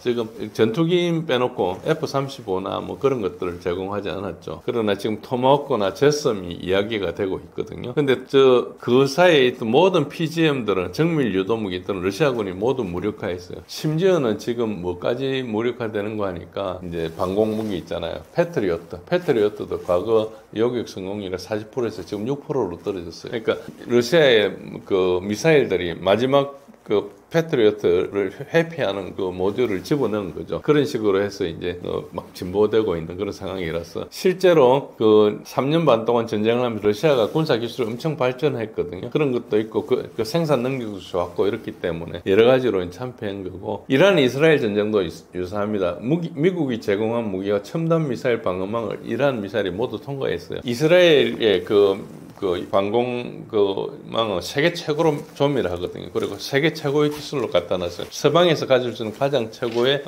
방공망을 가지고 있죠. 우리나라나 뭐 일본이나 이런 데 있는 거하고 비교할 수 없는 정도로 촘촘하고 다양하게 있습니다. 여러분 잘 아시는 아이언돔도 있고 데이비슬링, 에로2, 에로3, 뭐 패트리어트, 그 다음에 뭐 심지어는 사드도 갖다 놓고 미국이 뭐 SM3도 있고 엄청나게 있는데 저것들을 전부 이란 미사일로 이렇게 이란이 12일 전투하면서 600여 발을 쏘았지 않습니까? 그걸 나중에 이스라엘 분석해보면 요격 성공한 게 35%예요. 65%가 그냥 통과한 겁니다. 그러니까 이스라엘이 조그만 나라니까 초토화돼 버린 거죠. 그런 식으로 됐어요. 그래 최근에 보니까 네타냐후가 이란을 공격할 계획이 없다고 푸틴이 이런 이야기를 한 적이 있거든요. 그 말은 그때 이제 상당히 손실을 붓고 이스라엘이 방공망을 아직 회복하는데 시간이 많이 걸려가지고 현재 안 한다 이런 쪽으로 이야기했는데 전력 분석 측면에서 보면 저 말이 맞습니다. 그런데 맞는 걸로 보여요. 그런데 이제 네타냐후가 위장으로 할 수도 있고 하니까 이제 이란 같은 데 주의를 하겠죠. 어쨌든 저런 상황이고 그래서 이제 서방의 군사력이 공급망 통제 능력이나 외교력이나 이런 측면에서 범람방하게 참패했다. 그래서 디바이드 앤드 룰이라는 영국의 어떤 지배 있잖아. 이게 이제 실패했고 제재의 역효과나 이제 아까 말씀드린 대로 SCO나 브릭스 같은 게 어떤 상당히 작동하는 조직으로 탄생하게 됐고 지금 현재 브릭스는 신청국이 35개 개국이 줄 수 있는 상태입니다. 그래서 브릭스에 대한 신뢰도가 굉장히 높아. 지금 말씀드리지 않았지만 유럽, 아프리카를 이제 식민지화하고 식민지 이후에도 지배했는데 사헬 지역에 이제 그 CFA 프랑을 쓰는 나라들이 다 탈퇴를 해서 8개 나라들이. 그래서 이것 때문에 프랑스가 국가 부채가 급증하고 그동안에 이제 약달로 번영한 경제가 상당히 지금 어려워지는 거예요. 특히 이제 뭐 우라늄 같은 거 이런 거 가지고 원전을 많이 돌렸는데 우라늄의 시장 가격에 뭐 한 100분의 1, 1000분의 1 이렇게 받아왔었거든요. 그래서 그런 부분은 이제 지금 제각을 받으니까 이제 상당히 어려워지고 그런 식으로 가고 있고 아까 말씀드린 대로 나토나 EU의 해체 가능성이 굉장히 높다. 그래서 지금 불락처럼 외교회가 불가능하니까 개개 나라로 외교하지 않은 외교가 살아나지 않을 정도로 되어 있는 상태고 지금 달러나 유로나 파운드가 약화되고 이제 이게 아직까지 가치 자체가 떨어진 건 아니에요. 그러나 그걸 사용하는 빈도가 줄어들었기 때문에 저게 대부분 다 준비 통화에 있잖아요. 그래서 이게 그 서방 금융 세력들이 그냥 장부상에 돈만 잔뜩 가지고 있는 그리고 그 가치가 전체적으로 하락하면은 이제 상당히 어려워지는 그런 거를 예상할 수 있습니다. 트럼프 대통령이 중국산 제품에 최대 100% 이상 관세를 예고했습니다. 이건 단순한 무역 분쟁이 아니라 전략적인 압박으로 봐야 하는 걸까요? 기본적으로 트럼프 관세 정책에 대해서는 이견이 많습니다. 기본적으로 리쇼어링을 위한 계획이 맞죠. 미국이 아직 그 국력이 강할 때 할 수 있는 계획이고 미국 국민이라면은 이제 이런 관세 정책의 시도 자체는 뭐 환영할 일이죠. 미국이 국민이라면. 그러나 생각보다 미국의 능력이 매우 취약한 것을 좀 드러냈다. 그래서 계획 자체가 좀 친밀성이 부족하지 않느냐 이렇게 보고 있고요. 중국은 이제 등소평이 히토류의 전략적 가치를 발견해가지고 히토류 공급망을 장악했죠. 그래서 이거는 실제로 미국이 과거에 히토류 세계 1위였습니다. 그거를 이제 한 80년대부터 시작해가지고 이제 중국이 따라잡았거든요. 그걸 어떻게 했는가 하니까 이제 값싼 인건비나 약한 환경 규제를 이용해가지고 거의 덤핑을 했어요. 그래서 전 세계 히토류 회사를 모두 파산시킨 거예요. 그러니까 그러다 보니까 오랫동안 히토류를 혼자 중국이 하다 보니까 기술이 많이 발전돼 있어요. 그래서 70%를 장악하고 있고 최종 그 산물은 90%를 중국이 장악하고 있어요. 그러니까 처리 기술도 중국이 앞서는 거죠. 그래서 지금 현재는 이제 미국이 이걸 안 되니까 국방 생산법을 가지고 이제 지원하려고 이제 그렇게 하고 있지만은 당분간 이게 미국의 병목에 걸릴 것이다. 그래서 공급망 경쟁을 할 때 이거는 국가 자본주의를 하는 중국이 이제 완전 자유무역을 하는 완전 자본주의 미국에 비해 유리하다. 지금 트럼프가 애플이나 다른 회사한테 야 미국으로 옮겨 이렇게 지시한다고 되는 게 아니잖아요. 자기 나라 기업을 올리려고 지금 관세하고 하는 거거든요. 그런데 이게 이제 약간 시대착오적인 게 있는 게 뭔가 하니까 관세 정책은 19세기에 성공했어요. 그때는 그야말로 소비세라는 게 없었어요. 세금 자체가 거의 관세로 이렇게 국가 재정을 했고 그때는 정부가 작았어요. 근데 지금은 정부가 엄청 크고 돈을 물 쓰듯이 쓰는데 관세로 다 할 수 있느냐? 이게 그 관세가 결국은 국민들이 내는 거기 때문에 부작용도 심각하고 관세를 하니까 어떻게 되는 거니까 미국에 있던 공장들이 해외로 이전하고 있어요. 예를 들어 캐딜락 같은 경우는 부품의 30%를 수입을 하는데 멕시코 같은 데서 만들어 오는데 그게 관세를 때리니까 그거를 국내에서 만들 소위 말해서 협력업체를 만드는데 시간이 오래 걸리잖아요. 그걸 못 하니까 차라리 미국 공장을 옮기는 거예요. 그런 식으로 이제 지금 가고 있는 거거든요. 그러니까 이게 관세 정책 성공 여부는 아주 좀 불확실합니다. 관세 수입은 있겠죠.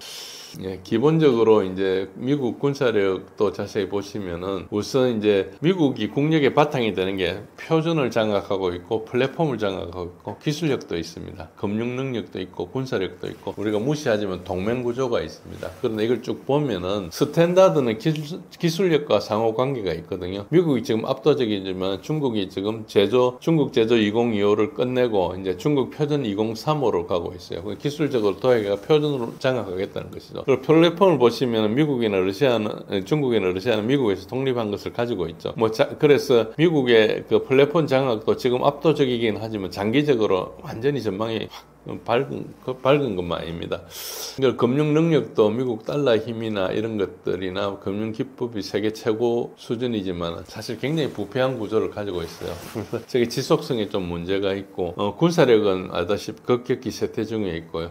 제 생각에 2018년 정도쯤에 러시아가 미국을 초월한 걸로 보입니다. 왜냐하면 그때는 거의 극초음속 미사일을 다 전력화했거든요. 그 시점부터는 미사일 기술 차이가 미국과 러시아가 차이가 되게 많이 나죠. 물론 미국이 많은 연구 베이스를 가지고 있지만 전체적으로 미국이 3억 5천이고 러시아가 1억 4천인데 그 스템 그 학위자 과학 뭐 수학 과학 뭐 엔지니어링 이런 때 그 학위를 가진 사람 배출은 똑같아요. 둘 다가 중국이 압도적으로 많고 여기 두 나라가 비슷해요. 그 말은 그 러시아 사회가 쓸데없는 거 안 하고 되게 농축되어 있는 어떤 과학 기술력을 가지고 있다는 거 볼 수 있는 거죠. 그래서 그렇고 이제 중국이 그 기술력도 그렇고 생산력에서 중국이 원체 좋기 때문에 빠른 속도로 추격 중에 있고 미국은 또 국방비를 많이 쓰지만 전 세계 750개 기지를 운영하고 있거든요. 그러니까 미국 밖에 750개 기지가 있어요. 그러니까 막대한 재정을 소모하고 있죠. 그래서 재정 적자가 급격히 누적돼서 1년에 1.8조 달러씩 이렇게 적자가 누적되거든요. 그래서 국력 지속 유지가 거의 불가능하다고 보고 있고 지금 그 미국의 군사력 의존성을 고비니 보고서가 이제 있는데 From Rock to Rocket 이런 것인데 쭉 보시면은 미국 무기 1,900개 중에 78%가 중국 공급망 영향을 받고 8만 개의 부품이 중국에서 원산지가 되거나 중국에서 가공해 오는 거다. 해군은 92%, 공군은 85%, 육군은 70%, 해병대는 60%. 그리고 우리가 F-35 전투기 중에서 이게 가장 역사상 비싼 프로그램인데 각 기체에 한 400km 가까운 히토류를 사용합니다. 이게 에이사 레이더나 360도 상황 인식 체계나 전자전 장비에 필수적인데 지금 히토류 수출 제한을 했죠. 생산 중단 위기에 가 있습니다. 그 밑 다음 페이지에 있는 그래프가 그것들 그 보고서에 대해서 캡처한 겁니다. 보시면 지금 말씀드린 내용들입니다. 쭉 보시면 이 보고서가 첫 제목이고 밑에 있는 것들 제가 그 무기별로 이렇게 이 회사가 조사한 것이고요. 특히 각 히토류별로 어떻게 지금 그 중국 공급망에 의존하고 있느냐. 그리고 오른쪽에 상단에 있는 그래프는 만약에 그 의존하고 있는 것을 쭉 나눠가지고 완전히 중국 의지할 수 없는 것만 딱 따져보면 오른쪽에 있는 초록색 막대 그러니까 전체적으로 봤을 때 한 15% 수준에서 20% 수준만 이제 자체적으로 공급하고 나머지 한 80%는 중국의 어떤 형태로 의존하고 있다 이렇게 보시는 거고 그 밑에 그러나 밑에 연간 이 히토류 소비량은 보면 계속 급증하고 있죠. 특히 안티모니 이런 것들 많고 연구 자석도 많고 그렇습니다. 예. 이번 관세 인상이 경제 전쟁을 넘어 체제 경쟁의 신호로 읽히는 이유는 무엇인가요? 예, 뭐 체제 경쟁이라고 이야기할 수는 없지만 체제 경쟁의 측면도 존재합니다. 그게 체제 경쟁을 위해서 한 건 아니지만 결과적으로 체제가 좀 드러나게 된 거죠. 트럼프의 투자나 관세 정책, 우리가 관세를 하면서 그 앞에 이제 관세를 딜로 해가지고 투자를 요청하죠. 우리한테도 3,500불 달라 이렇게 이야기했는데 이게 이제 리셔링 목적도 있지만 부채 문제 해결도 있습니다. 일견 그럴듯하지만은 치밀한 계산에는 계획 없이 대략 시작한 걸로 보입니다. 스티브 미란이라는 사람이 이 사람이 이제 작년에 보고서도 쓰고 이 사람이 핵심 아이디어를 제공하고 있는데 전반적으로 브릭스 등에 대해서 이해가 좀 부족한 것 같습니다. 브릭스가 뭐 하는 조직인지 제대로 미국에서 아는 사람이 없는 걸로 보여요. 그리고 이제 학계에서도 관세 정책은 실패할 거라고 미국 내에서도 이야기를 했어요. 현재로는 실패가 유력합니다. 일단 이게 미국이 굉장히 중요한 자산 중에 하나는 동맹인데 동맹을 훼손해버렸거든요. 그러니까 미국의 레버리지가 결국 미국의 수출 비중 높은 국가들을 이야기하는 거거든요. 그 말은 미국의 안보에 의지하는 국가들이 주로 동맹 관계인데 거기에다가 이제 레버리지 행사하는 거죠. 그런데 사실은 미국의 오프쇼어링 이것은 1970년대부터 시작된 현상이에요. 이게 옛날에는 미국이 자유무역이 아니었어요. 자유무역은 리카르도가 시작해가지고 본래 영국이 했던 거예요. 전 세계 식민지가 있으니까 이제 그런 걸 이야기해요. 그렇지만 그 자유무역 논리는 뭔가 비교 우위거든요. 그러니까 비교 우위를 하다 보니까 한 나라에서 더 경제성 있는 걸 생산한다. 이게 언뜻 보면 말이 되지만 그 각각 나라들의 산업 구조는 불균형하게 되는 거죠. 그래서 저게 제국주의 혹은 식민주의 논리인데 미국은 오랫동안 실제로 국내 생산을 의존했는데 저게 언제부터 문제가 된 월남전 하면서 이제 돈을 너무 했으니까 그 금태한제가 없어지고 받고 나니까 돈을 막 찍어냈죠. 그런데 그렇게 하는데 또 인플레가 그렇게 발생 안 했어요. 그러니까 미국이 국력이 오랫동안 막강하니까 미국의 어떤 예를 들어서 미국 국채가 전체적으로 어떤 그 담보로 인정이 되다 보니까 여기에 달러 시장이 굉장히 발생해서 뭐 수출하고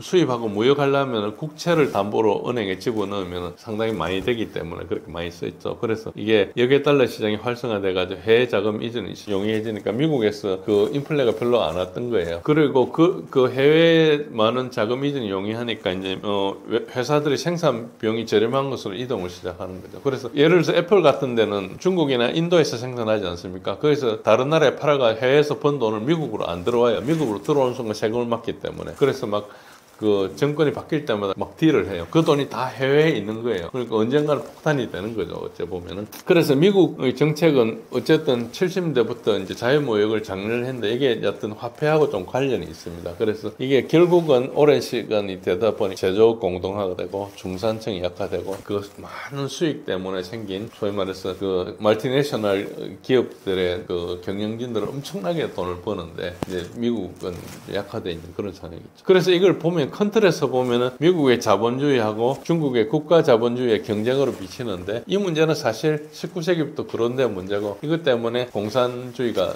탄생하기도 하고 그랬어요. 그리고 한동안 중국이 인플레를 흡수해주고 이런 해외 그 펀드 역의 달러 시장이 활성화되니까 돈이 미국으로 안 들어오니까 이제 MMT라 해가지고 현대 재정 이론에서 돈을 막 찍어내도 인플레가 안 된다 이렇게 해가지고 막 찍어내서 소비가 활성화돼가지고 전 세계에서 이제 미국을 수출하는 거죠. 미국에서 막 돈을 소비가 활성화되니까. 근데 이게 어느 순간에 미국채를 사주지 않으면은 물가와 무관한 금리 인상을 지금 지속이 되고 최근에는 물가와 관계없이 굉장히 금리가 올라가지고 미국 국채 금리가 한국보다 훨씬 높아진 지 몇 년 됐잖아요. 그러니까 이게 결국은 발권력을 잃게 되기 때문에 언젠가는 스탑하면 소비 시장이 급격히 위축되는 거죠. 그래서 그래 되면 미국 달러 수요가 급격히 약화될 거고 지금 그게 다 예상되기 때문에 지금 그걸 뭘 하는 거예요? 스테이블 코인을 발행해가지고 부채 희석을 시도하고 있어요. 근데 이것도 다 노출된 거죠. 스테이블 코인을 발행하는 사람 누구든지 이제 달러나 그 해당하는 국채를 이제 담보로 그걸 바탕으로 발행하기 때문에 그걸 발행하려면은 이제 그게 많이 이제 팔리는 거죠. 그렇게 쭉 해난다면 어느 순간에 이제 그리고 비석을 해버리면은 실제로 빚을 그러니까 디폴트를 내지 않고 모라토리움을 선언하거나 디폴트를 내지 않고도 빚이 탕감되는 그런 이제 현상이 생기는 거죠. 그래서 인플레를 가지고 해결하려고 그러는데 이제 이걸 아니까 이제 미국채를 안 살려고 하는 거죠 이미. 그래서 이런 전략이 다 노출돼 있는 상태니까 미국이 지금 하고 있는 것은 거의 마지막 단계인데 사람들이 대부분 알고 있고 중국과 러시아는 이 공격에 대비해 가지고 쭉 했는데 사실 공격에 대비하다 보면 조그만 나라들이 하나로 뭉쳐야 할 수밖에 없거든요. 그러다 보니까 이게 국가 자본주의로 비치는 것이지 본질은 자본 통제에 있다. 이 돈이 왔다 갔다 하면서 교란을 하니까 그걸 막느냐 못 막느냐에 따라서 우리가 그걸 못 막았기 때문에 IMF 같은 게 발생했고요. IMF 97년도 발생했는데 우리가 금융 자유화를 92년도인가 했거든요. 90년대 초반에. 그러니까 불과 10년이 안 가서 이제 그런 게 생긴 거죠. 그런 것처럼 이런 현상이 있다. 그래서 체제 경쟁이라고 보면 조금 그 체제 때문에 그런 게 아니고 결과적으로 체제 경쟁으로 돼버린 거다. 그렇게 보시는 게 맞습니다. 중국은 보복 조치 대신 내수 강화나 제3국 우회 수출을 시도할 가능성이 언급되고 있습니다. 이런 대응이 실제로 효과를 낼 수 있는 전략이라고 보시나요? 이걸 보시면 중국이 각국에 수출하는 수출 비중입니다. 중국이 3조 3천억 달러 2023년 기준으로 수출을 했는데 미국이 13.72%입니다. 홍콩을 통해서 미국을 간 게 있기 때문에 한 뭐 20% 가까이 된다고 볼 수 있죠. 미국으로 간 건 아니지만 어쨌든 그렇죠. 우리도 이제 한국으로 갔는데 한국에 다시 또 미국 갈 수 있고 이제 파이널은 꽤 많습니다. 어쨌든 이렇으니까 그러나 뭐 그게 전부 다 그 뭐 미국 수출 중단이 되는 건 아니겠죠. 13.72%라는 수출 중에서 상당 부분이 이제 막히겠죠. 어떤 형태로든. 미국이 꼭 필요한 건 수입하겠지만 그렇지 않은 것은 이제 뭐 관세를 100몇십 프로 때리고 하면 이제 아무래도 좀 줄어들 가능성도 있죠. 그러나 뭐 영원히 저게 뭐 제로다 이렇게 볼 수는 없죠. 그러니까 13.72%나 홍콩을 통해서 미국 가는 게 한 뭐 저게 3, 4% 이상 되지 않겠습니까? 3, 4%까지 안 될 수도 있고 한 1, 2%밖에 안 될 수도 있겠네요. 그 합치면은 이제 어느 정도 정도 최악의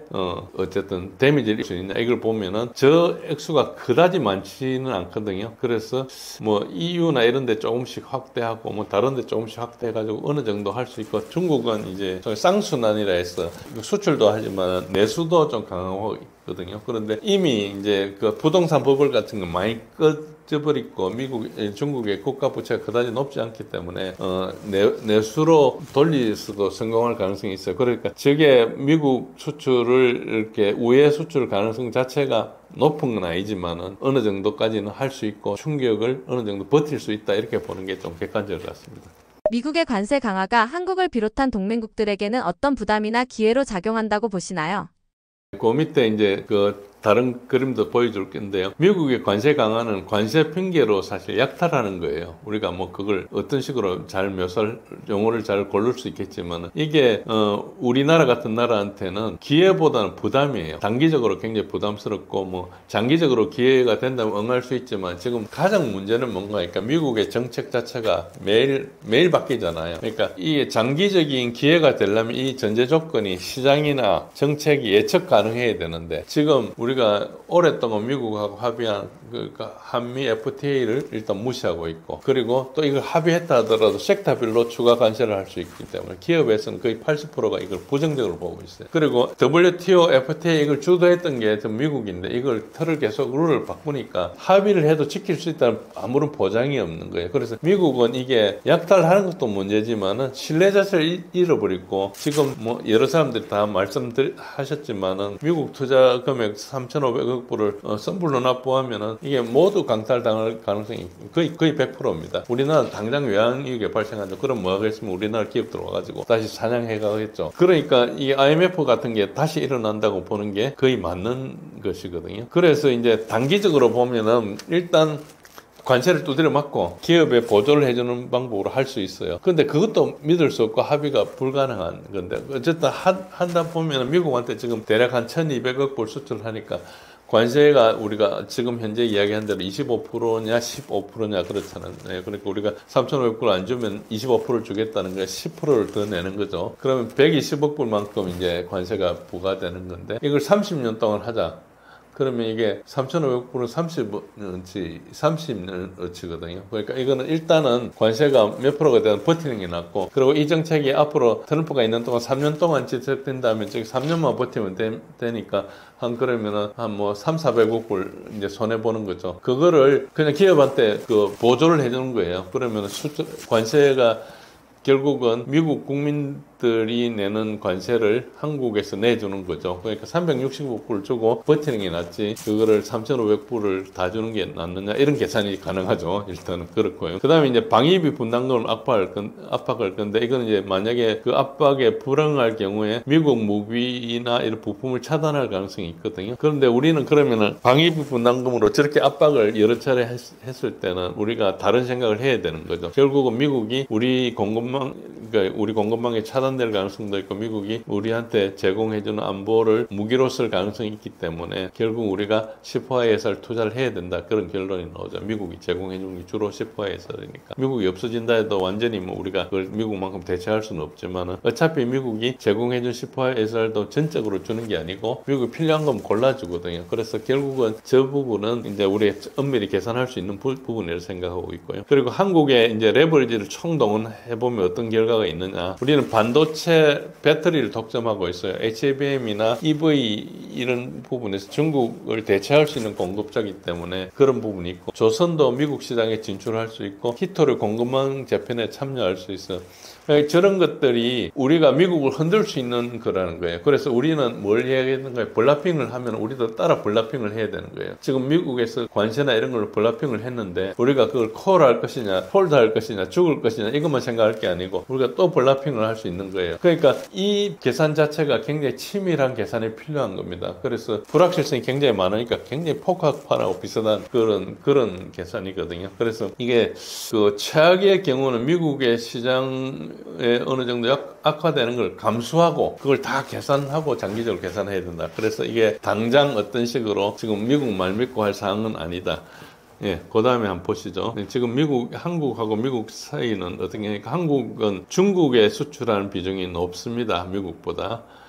그리고 물론 베트남 이런 걸 다 거쳐가지고 베트남이나 중국으로 부품 거쳐가 이렇게 가는 거 있기 때문에 미국으로 최종적으로 가는 게 높다고 할 수 있지만 어쨌든 중국보다는 좀 미국 비중이 좀 높죠. 그러니까 미국 비중 낮추기가 좀 힘들겠지만은 그래도 우리가 다변화를 노력해야 된다. 그래서 아까 이야기한 브릭스나 이런 데도 가입도 중요한 방향 중에 하나다. 그렇게 보고 그 밑에 보면 다른 나라들 우리 특히 이제 자동차가 좀 큰데 자동차는 잘 대비하고 있는 것 같아요. 현지 공장에서 이렇게 하는 걸로 관세를 피하는데 사실은 그렇게 하더라도 우리 수출량이 미국으로 안 가기 때문에 우리 그 국내 생산은 줄어들기 때문에 우리 노동자 피해는 발생하는 겁니다. 하는 겁니다. 그래서 이런 부분에 대해서 사실 국내 생산 부분에 대해서 약간 뭔가 정부에서 보조를 해주고 해야 될 정책이 필요할 수도 있습니다. 그다음에 다른 일본 같은 경우는 미국 의존도가 훨씬 높죠. 우리하고 약간 미중 관계가 좀 다르죠. 그러니까 우리는 중국이 한 20%고 미국이 한 18% 정도 되는데 거꾸로죠, 미국. 어쨌든 일본은 우리보다 조금 더 불리하다고 볼 수 있습니다. 그러나 일본은 이제 전 세계적으로 자산이 많기 때문에 이런 것을 좀 버틸 수 있다 이렇게 볼 수 있습니다. 그 밑에 대만도 보시면 대만은 이제 중국으로 많이 가고 있기 때문에 사실 지금 미국이 대만에 대해서 여러 가지 이야기를 하고 있지만 대만이 만약에 국익을 가지고 최선을 다해 생각한다면 미국하고 같이 할 이유가 별로 없어요. 이 상황에 보면 미국이 별로 하지 않지 않습니까? 그러니까 미국이 어째 보면 대만의 국내 정치를 계속 흔드는 거죠. 그래서 대만에서 소위 말해서 민진당 쪽에 독립하고자 하는 쪽에 계속 이렇게 힘을 실어주는 것에 가깝다 이렇게 보시면 됩니다. 실제 국익은 그렇게 가면 안 되게 돼 있거든요. 이제는 군사력보다 경제와 기술이 더 강력한 무기가 되고 있습니다. 이번 미중 관세 충돌은 비군사적 전쟁의 한 형태로 볼 수 있는 상황인가요? 예, 이게 이미 미디어에서는 상투적으로 관세 충돌을 비군사적 전쟁을 보고 있죠. 우리가 무역 전쟁, 반도체 전쟁, 시장 점유율을 가지고 싸우는 경쟁을 전쟁이라 얘기하는데 어쨌든 전통적인 군사 충돌 없이 상대국의 경제적 취약점을 공략하니까 그리고 전략적 우위를 점하는 형태니까 거의 전쟁이죠. 클라우제비츠는 뭐라 그랬는가? 전략가 중에 하나죠. 이 사람이 전쟁은 다른 수단에 의한 정치의 연속이라 그랬거든요. 이 말은 다시 돌리면 정치도 다른 수단에 의한 전쟁의 연속 속이에요. 정치나 전쟁이나 추구하는 목표가 같기 때문에 어떤 수단으로 외교로 할 수 있으면 외교로 하고 압박으로 할 수 있으면 압박으로 하고 전쟁 안 되면 전쟁을 하고 이런 식으로 하는 거죠. 관세 충돌의 정치적 목적은 자기 주국의 경제적 부여를 추구하는 거죠. 그건 전쟁의 목적과 거의 같은 거죠. 생존의 문제 혹은 번영의 문제가 걸려 있는 것이죠. 그래서 군사력을 사용하면 비용도 비싸고 확산 위험이 높아서 경제 제재를 대신하는 거고 그리고 관세나 소프트 파워 이런 것이 중요한 도구로 부상되고 있죠. 그래서 경제적 상호 의존성을 활용하기 때문에 지금 현재 미중 충돌은 거의 경제적 상호 확정 파괴 우리가 매드라 그러죠. Mutually Assured Destruction 이런 단계에 지금 와 있습니다. 그래서 이건 일단 미국에서 시작했고 미국에서 아메리카 퍼스트 이걸 하고 있고 이제 중국에서는 쌍순환이라는 이중순환 이게 이제 충돌하고 있는 겁니다. 미국은 오래전부터 트럼프 시절부터 하웨이 제재를 시작했고 히토리나 소프트웨어 수출 통제 이런 부분이 계속되고 있어요. 그래서 이제 목적은 뭔가 중국 군사적 공격 없이 중국의 기술 생태계를 약화시키는 건데 이게 기존의 논리를 다 뒤집어 버린 겁니다.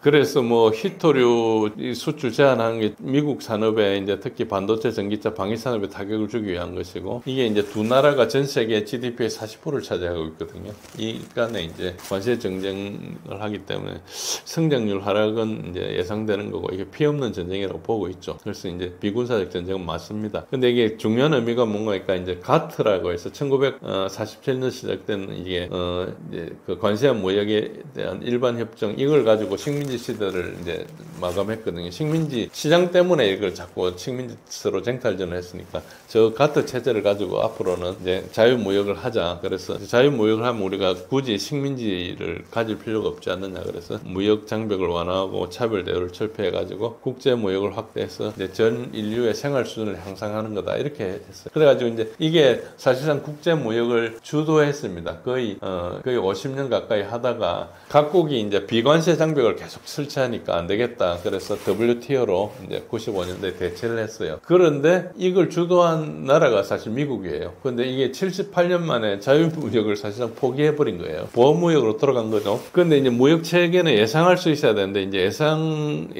예상할 수 있는 예측력을 제거해버렸기 때문에 이게 이제 앞으로 큰 문제가 될 거라고 보고 있습니다.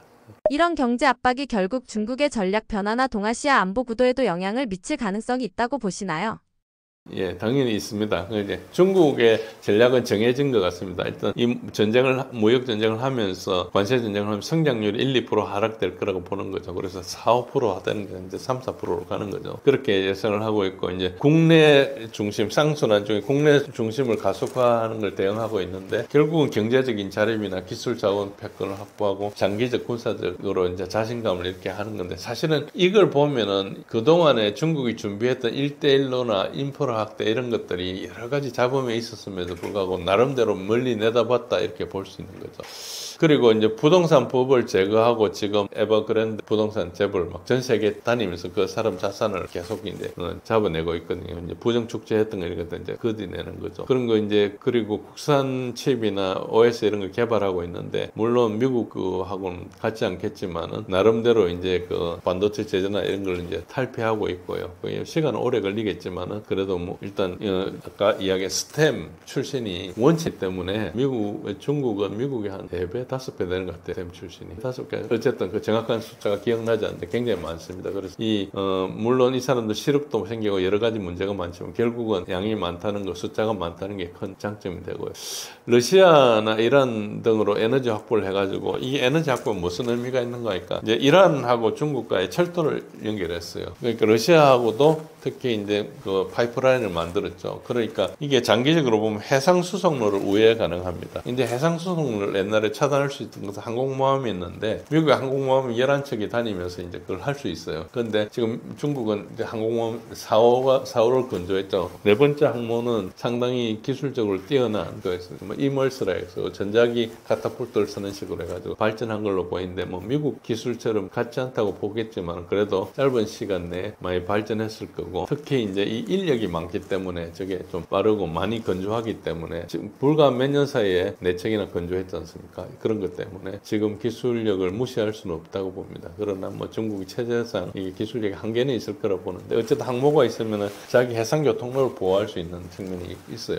전력을 투사할 수도 있지만 미국에 어느 정도 버틸 수 있는 측면이 있고, 그래서 생산 체제를 지금 완전히 장악하고 있기 때문에 장기적으로 버틸 수 있다. 그리고 중국은 빈곤 인구가 4억이나 있었기 때문에, 그래서 빈곤 인구를 이제 건졌기 때문에, 그래서 소위 말해서 빈곤을 버틸 수 있는 능력이 좀 있는 거죠. 미국은 오랫동안 많은 소비를 하고 있다가 지금 갑자기 그 소위 말해 씀씀이를 줄여야 되는 상황이고, 미국 국민들은. 중국은 가난한 데서 이렇게 탈피했기 때문에 좀 그래도 옛날 세대들은 가난한 걸 오랫동안 버틸 수 있는 그런 게 있기 때문에 오랫동안 대결에서는 중국이 그렇게 불리하지 않다고 볼 수 있고, 그래서 그렇게 되면 동아시아 안보 구도가 어떻게 되는가, 동맹이 재편되고 긴장이 증폭될 가능성이 있다. 미중 분쟁으로 우리 동아시아 입장에서는 어느 선택을 좀 강요하죠. 둘이 싸우면서 어느 편에 들 거냐 땡기기 때문에 사실은 안보 불확정성이 증대해야 되죠. 아까 보셨다시피 무역 구조는 다 의존하게 돼 있는 게 땡겨 놓으면은 어느 쪽으로 이제 시장을 포기해야 되는데, 그러면은 그거를 누가 대체할 것이냐 이런 문제가 계산이 완전히 달라지죠. 물론 뭐 긍정적인 경우에는 시장을 완전히 테이크 오버 할 수도 있겠지만 그런 거 그렇게 쉽지 않은 것이고, 그래서 이제 그렇고 밑에 동아시아를 보면 이제 아세안은 동남아시아 연합, 여기는 이제 중국으로 좀 경도돼 있고, 한미일은 이제 삼각구도로 이렇게 북중로와 좀 양극화되는 이런 좀 가깝다. 그래서 지금 한국 입장에서는 미국과 동맹을 유지한 채로 중국을 해칭하는 게 좀 어렵다, 그런 측면이 있기 때문에 우리한테는 굉장히 어려운 상황이 계속될 거고, 그리고 이게 수출 1, 2국가, 우리한테 수출 1, 2국가 20%인 중국과 18%인 이 미국 간에 충돌하니까 40%가 충돌하는 거잖아요. 그러니까 굉장히 큰 데미지가 있죠. 그래서 단기적으로 한국 단독으로 한미를 또 풀기가 힘들고, 또 장기적으로 유지될 수 없는 상황이니까 지금이라도 다극화에 대비해야 된다. 어쨌든 당장 안 보이겠지만은 다극화에 대비해야 되고, 그 다음에 우리가 가진 아까 말씀드린 레버리지를 활용해가지고 우리도 뭔가 카드를 내밀어야지 지금 생존 가능한 상황이니까, 지금은 좀 온순한 외교보다는 강력한 외교가 좀 필요한 상황이고, 우리가 어느 블락에 속해가지고 생존하기 힘들면은 다극화를 해야 된다, 이렇게 보는 것입니다. 이번 열병식에서 북한이 러시아 국기와 함께 행진했습니다. 이 장면은 단순한 연대 과시가 아니라 실제 군사협력의 신호였나요? 예, 이거는 뭐 군사 협력의 구체적인 신호죠. 뭐 연대 과시 수준을 넘어서 일단은 참전을 했기 때문에요. 그리고 이제 열병식에서 해외 복무자를 표창도 했고, 그다음에 화성 20 이런 것을 이제 보여줬는데 많은 사람들이 이게 고체 연료 다단계 기술이 러시아의 토플램하고 유사하다. 그래서 이걸 어느 정도 협력을 보는 게 좀 맞고, 저기 포탄이 300만 발이라는 설도 있고 500만 발이라는 설도 있는데 이런 것을 이제 대가로 기술 이전 행가 아닌가 추정을 하고 있는데 저 부분은 추정일 뿐이지 사실 확인은 불가능한 것 아시죠? 어쨌든 그러나 2024년도 이제 그 북러 간의 상호 군사 지원 조약을 체결했는데 옛날에 저게 조소 동맹 조약의 업그레이드판입니다. 그래서 이게 나토보다 조금 더 강하게 돼 있어요. 한쪽이 공격을 받으면 다른 쪽이 자동 개입하는 의무를 이렇게 해놨기 때문에 어쨌든 그런 게 있고, 북한은 어쨌든 제재 완화와 기술 획득으로 자력갱생이라는 그동안의 어떤 그 논리에서 탈피하고 북러 무역 증가나 중국 의존도가 상대적으로 좀 약화되겠죠. 그리고 이제 우리 쪽에는 이제 한미일에서 확장 억제를 강화해야 되고, 뭐 우리는 또 트럼프 외교 변수 때문에 좀 흔들리고 있는 상황이죠. 그래서 전체적으로 북한의 미사일 발전 속도가 가속화 가능하니까 한반도 우리 입장에서는 좀 불리해지는 겁니다. 긴장고들도 예상되고 이렇게 볼 수 있습니다. 북한이 처음으로 해외작전 부대를 공개했습니다. 이 표현에는 어떤 전략적 의도가 담겨 있었다고 보시나요? 예, 아까 뭐 그 말씀드린 대로 이게 이제 뭐 그 열병식 때 잠시 보여준 거기 때문에 뭐 지나치게 해석할 수 없지만 우리한테 공개된 정보 그것밖에 없으니까 그걸로 해석을 하는데, 어쨌든 그게 무적의 해외 작전 부대가 주석단 앞을 지나갔다 이렇게 이제 조선중앙TV에서 중계하면서 이야기를 했죠. 어쨌든 저게 뭐 러시아 파병 부대인 것은 누구나 알 수 있는 것이고요. 어쨌든 그걸 이제 해외 군사 활동을 공식화한 첫 사례이기 때문에 북한이 뭐 군사 고문단 이런 걸 아프리카나 이런 나라 보낸 것도 많습니다. 옛날 중동 국가도 보낸 것도 있고 하지만 이제 참전이라는 형태로 간 것은 이제 거의 최초거든요. 우리가 월남전 했던 그 수준 그 정도 규모는 아니었지만 어쨌든 그걸 쭉 하고 있죠. 그래서 항상 이거는 선전과 내부 결속 강화 이런 측면이 있고요. 그 다음에 이제 동맹도 강조하고 억제력도 시사하고 이런 우리가 양면으로 보는 것은 우리가 뭐 그렇게 볼 수도 있지만 실제로 북한은 좀 폐쇄된 국가이기 때문에 이런 하나하나의 행사를 할 때 그 행사를 가지고 어쨌든 내부를 통제하고 자기 어떤 그 하나하나 할 때 강한 국가 이미지로 이제 김정은의 지도력에 대해서 이렇게 보여줘야 됩니다. 그 많은 사람이 나와가지고 막 흔들고 있는데 아무 의미 없는 이야기를 할 수가 없거든요. 그래서 이게 고도로 기획된 이야기이기 때문에 우리가 그걸 좀 중요시하고요. 그래서 국내적 의도, 국제적 의도 이런 것들이 대부분 다 이제 뭔가 이야기를 한다. 그래서 러시아하고 실질적으로 우리가 군사 협력을 하고 있다. 이걸 공개하는 것이고, 열병식에 그래도 러시아의 고위 인사 이번에 전 대통령이었던 메드베데프도 왔죠. 어쨌든 그런 것도 있었고, 작년에 했던 조약의 성과도 과시하고, 뭐 어쨌든 여러 가지로 러시아 무기 기술 이전이 됐다 이렇게 암시를 하는데 그게 실제로 그건 자기네들 보면 억지 수단이긴 하죠. 그래서 이제 한미일 동맹에 대해서 좀 위협을 좀 주겠다든지, 한반도 외부에서 작전했기 때문에 현대전 경험도 있다든지 이런 이야기를 하는 거죠. 그리고 이제 장기적으로는 이제 제재 돌파도 하고 전략적 유연성도 확보하고 이런 노력을 하고 있어가지고 어쨌든 지금 현재로는 유엔 제재를 이걸 다 무시하는 도발입니다. 그렇지만 어쨌든 러시아가 이제 뒷배를 봐주고 있기 때문에 이걸 할 수 있는 거죠. 그래서 상당히 고삐에 좀 풀렸다 이렇게 보시면 됩니다. 북한은 러시아를 불패의 전우라고 부르며 관계를 강조했습니다. 이런 표현은 체제 결속을 위한 상징이었나요? 아니면 실질적인 동맹 선언이었나요? 예, 이거는 우리가 미국을 우리가 혈맹이라고 이야기하지 않습니까? 이거 좀 비슷하게 보시면 됩니다. 그때 실질적 동맹선언에 가까운 전략적 메시지다. 그래서 뭐 크루스크 파병이나 무기 거래 성과나 이런 것들을 다 과시하는 거죠. 그게 뭐 실제로 보여줄 만큼만 보여주고 싶지만 국제사회에 이제 던지는 메시지죠. 이거 말고는 북한이 보여주는 게 없거든요. 그래서 제재 돌파도 앞으로 하겠다, 안보 위협도 과시하겠다 이런 이야기를 하죠. 동시에 이제 아까 말씀드린 이건 체제 결속을 항상 합니다. 북한은 뭐 어떤 행사를 해도 결국은 폐쇄된 사회거든요. 그래서 북한한테는 남한의 실체가 공개되는 순간 정권이 붕괴할 수밖에 없는 굉장히 취약한 체제죠. 나름대로 뭐 그 군사 제재나 경제 제재나 이런 거 피하기 위해서 이렇게 고생했다고 이야기하지만 스스로도 저런 쪽으로 간 것도 많죠. 그래서 북한하고는 교제하는 데가 없어요. 외교하는 데가 거의 없고 그렇죠. 그런데 이제 그런 상황에서 이제 주민들 고달프고 하니까 가만히 두면 권위가 안 생기니까 저걸 가지고 계속 리더십을 합니다. 우리 김정은 지도하에서 우리 군대가 해외에 나가가지고 러시아하고 도와가지고 그 강대국 러시아를 도와서 싸웠다 이렇게 생각하면 이제 러시아의 영향력을 아는 사람들은 소련 시절부터 이게 상당히 잘하는구나. 우리가 미국하고 어느 동맹을 맺었다는 것처럼 김정은이 러시아하고 동맹을 맺었다는 것 자체가 이제 큰 거니까요. 그래서 이제 좀 뭔가 이렇게 애국심을 고쳐야 될 상황을 연출하는 거고 그게 또 어필을 하게 되는 거죠. 저게 실체가 있으니까. 북한이 러시아에 무기를 지원했지만 기대만큼 실익을 얻지 못했다는 분석이 있습니다. 양국 협력이 실질적으로 균형을 이루고 있다고 보시나요? 예, 뭐 이거는 외국에서 분석을 하는데 독일이나 이런 데서 뭐 불평등 파트너십이라 그러고 이렇게 하는데 근거가 충분하지 않기 때문에 저는 큰 의미를 두고 있지 않습니다. 어쨌든 저 주장은 뭔가니까 북한이 받은 거하고 북한이 받은 게 특히 미사일 기술이나 S-400이나 S-400으로 이해됩니다. 그리고 수-35나 이런 것에 대해서 기술 이전도 하고 북한 병사한테 훈련도 제공하고 이렇게 했지만은 이게 이제 상징적인 게 되게 크고 외교적 지위가 상승하거나 뭐 현대적 경험을 축적하거나 이런 것도 많지만은 뭐 제재 완화도 되게 크죠. 그렇지만 이게 크게 보면은 러시아가 한국을 제어하는 메시지로 이렇게 보시면 됩니다. 러시아 입장에서는 우크라이나하고 나토에 우리가 무기를 공급하는 것이 굉장히 부담스럽거든요. 지금 나토 자체는 병기구가 비어 있기 때문에 현재 앞으로 생산을 해가지고 4, 5년 후에 많은 걸 생산할 수 있을 수는 있어도 현재는 생산력도 안 되고 그렇죠. 그런데 한국은 상당히 무기를 공급할 수 있는 역량이 있기 때문에 그게 이제 러시아의 입장에서는 부담이 되죠. 그래서 한국이 계속 그거를 하는 걸 막기 위해서 북한을 강화하는 겁니다.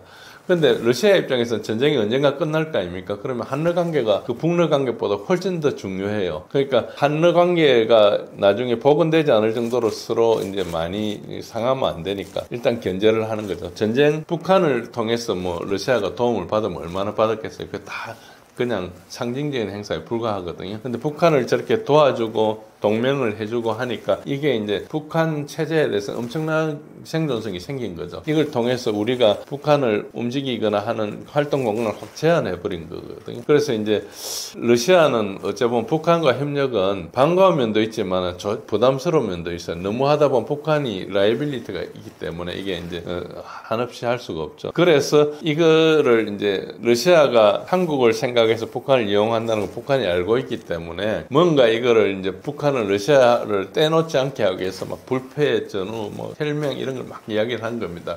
근데 우리가 한미 관계도 혈맹이라고 막 이야기하면은 우리는 이제 옛날 뭐 같이 싸웠으니까 그런 이야기를 하지만 미국 입장에서는 우리한테 안보를 제공의 입장에서는 굉장히 부담스러울 거 아닙니까? 뭐 그렇게 하기는 하지만 계산은 완전히 다른 거죠. 이것처럼 러시아도 그렇게 본다. 그래서 이거 한국을 겨냥한 걸로 이렇게 보시는 게 조금 더 사실에 가까울 거다 이렇게 보시면 됩니다.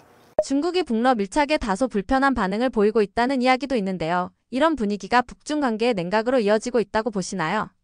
그것은 언론에서 하는 선정적인 메시지다 이렇게 보시면 됩니다. 뭐 주장의 근거는 중국이 북한에 하고 있던 레버리지가 약해진다 이게 우려돼야 된다 그러는데 설명력이 좀 낮고요. 중국은 큰 틀에서는 북한과의 관계 강화 노력을 하고 있습니다. 전통적으로 이제 북한이 중국에 지나치게 의존하는 의존성을 약화하려고 노력을 했죠. 했지만 할 수가 없어가지고 못했던 건데 러시아가 생겼기 때문에 이제 그걸 하는 거고. 그러나 중국 입장에서 북한을 완충 지역으로 보거든요. 옛날 순망치안이라는 말도 했고. 그래서 이게 북한 입장에서는 러시아가 생기니까 어쨌든 중국의 레버리지가 좀 약화되는 상대적인 면이 있지만은 그러나 러시아하고 중국은 지금 한 배를 타 있어요. 왜 그러니까 러시아가 만약에 이 러우전에서 무너지면은 다음은 중국이라는 걸 알거든요. 미국도 빨리 이걸 끝내고 중국하고 뭘 하려고 하고 이렇기 때문에 이게 러시아하고 중국은 같이 같은 위협을 느끼기 때문에 한 배를 탄 입장이죠. 그래서 북한의 러시아 파병 이걸 반대할 수는 없지만은 또 이걸 또 또 잘했다고 표현도 안 돼요. 북한 입장에서는 전쟁에서 자기가 떨어져 있다, 뭐 전쟁을 지원하지 않겠다고 딱 선언했기 때문에. 그러나 이제 실제로는 이제 뭐 경제 협력이나 이런 식으로 이제 하고 있죠. 그래서 중국은 그리고 대북 유엔 제재, 핵 관련 유엔 제재를 준수하고 있어요. 그래서 자기가 핵 확산 억제를 노력 중에 있는데 이제 이번에 러시아는 그걸 깨버렸죠. 러시아는 뭐 전쟁을 하면서 이제 그렇게 됐고, 그래서 냉각됐다 이런 것보다는 균형을 유지한다. 그래서 뭐 특히 이제 북중 관계는 전반적으로 강화 추세에 있고, 김정은이 중국 방문해가 9월 3일 날 같이 뭐 시진핑이 대대적 환영도 하고, 그때 핵심 이익을 지지한다 이야기를 하고 앞으로 더 깊은 관계를 하자 그러고, 이번에도 엊그제 노동당 퍼레이드 때도 리창 총리가 오고, 또 이제 이런 것들이 한미일에 대해서 북중러 동맹을 좀 강조해서 북한을 좀 이렇게 키워주는 면이 있다. 그리고 지금 러시아는 과거에는 이제 대북 제재에 동의했지만 그래서 벌목공 이런 거 보내고 했었죠. 그렇죠. 지금은 이제 그 북러 관계가 저렇게 내가 제재를 완화하고 하니까, 그래서 어째 보면은 러시아 입장을 좀 지지하고 북한의 군사 개발을 좀 용인하고, 그리고 이제 반스방 노선을 또 공유하고, 이런 측면에서 이게 전부 중국, 러시아, 북한이 같은 배를 타고 있다. 물론 북한의 핵 프로그램은 불안정 요소를 보지만은 중국은 미국 견제카드로 활용도 하면서 관계를 유지하고 있다. 그래서 결정적으로 핵 프로그램을 지원해 주는 건 아니에요. 그렇지만 이제 북한도 대중관계를 중요시하고 너무 중국에 의존해가지고 이제 종속될까봐 걱정하는 것이지, 전반적으로 이런 식으로 균형을 유지하려고 한다, 이렇게 보시는 게 좋지. 북중 관계가 갑자기 냉각됐다, 중국이 북한을 전적으로 레버리지를 잡지 않으면 뭐 기분 나쁘다, 이렇게 보면 안 됩니다. 북러 협력 강화가 한반도 안보 구도에 어떤 변화를 가져오고 있으며 한국의 외교 전략에 어떤 변화가 필요하다고 보시나요? 예, 한국 안보는 어쨌든 북한이 군사적으로 좀 엇걸어야 되고, 러시아가 한미일을 견제하고 있고, 유엔 제재 완화도 시도하고 있고, 북러 무역이나 교육도 확대되고, 교류도 확대되고 있죠. 지금 유학도 보내고, 문화 그것도 하고, 서로 뭘 많이 합니다. 근데 지금 한미일 동맹 강화를 하고, 나토를 연계하고, 뭐 이런 것들이 우리한테 좀 탈출구가 될 것 같지만, 이게 또 다른 면도 좀 있거든요. 그래서 우리는 전반적으로 일단 한반도 전체 안보 불안정 가능성이 조금 더 높아졌어요. 어쨌든 글로벌 제재가 좀 무력화되어 있기 때문에. 그리고 북러 조약 이런 것들은 굉장히 이제 큰 거죠. 그래서 우리가 북한의 위협이 좀 늘었다 볼 수 있거든요. 그전보다. 그래서 기존 방식으로 계속 갈 것이냐, 아니면 좀 다르게 할 것이냐, 이렇게 생각해야 될 필요가 있는데, 지금 또 환경은 지금 그 아메리카 퍼스트 이런 걸 주장하고 있고, 미중 무역 전쟁을 하고 있죠. 그리고 한국은 또 안보 의존성이 좀 축소된 상황이에요. 그리고 이제 다각화된 외교가 이제 필요한 그런 상황입니다. 왜냐하면 우리가 한미일 동맹이나 나토 협력 확대, 이게 일방적으로 가서 계속 도움이 되는 시기가 좀 지났어요. 세계는 다각화되고 러시아나 중국이나 글로벌 사우스가 좀 강화되고 있기 때문에, 우리가 북한에 이렇게 된 것이 과거에 우리가 우크라이나를 뭐 지원해줬던 거에 영향이 좀 있기 때문에, 우리가 지금 이걸 바로 하는 방법은 러시아 한러 관계를 좀 강화하면은 북한에 대한 러시아를 통한 간접적 영향력이 있기 때문에 이게 좀 중요하고, 어차피 지금 우리가 대북 관계도 유화로 전환하려고 하고 있거든요, 이 신정부에서. 그래서 그런 부분이 있기 때문에 중국과의 균형 역이나 자체 안보 역량 강화나 이런 그 글로벌 네트워크 확대를 해가지고, 그렇고 미국과 중국에 너무 지나치게 의존해가지고 지금 중국이냐 미국이냐 이걸 선택해야 되는 이런 곤란한 입장에 놓이지 않도록 이렇게 해야 되고, 그래서 우리 안보 관리를 위해서는 한반도에 냉전 2.0이 발생하지 않도록 적극적으로 다변화 얘기를 해야 된다. 그래서 저는 계속 물밑에서라도 브릭스 가입을 추진해야 된다고 생각합니다. 이게 그렇게 하는 것이 좋다. 브릭스 가입이 되든 안 되든 우리가 브릭스 가입에 생각이 있다는 생각을 던져주면은 우리 글로벌에서 우리의 레벨이 올라간다. 우리가 한쪽을 추종하는 외교하는 시대가 좀 지났고 지금 다변화되기 때문에 우리가 이런 게 좀 필요하다. 그리고 우리가 약간 과거에 한 지난 3년 반 동안 이제 너무 지나치게 러시아하고 반대했던 거, 우크라이나 강화했던 거, 이것을 지금 러우전도 끝나가고 있기 때문에 그 상황에 맞게 좀 가야 된다, 이렇게 보고 있습니다.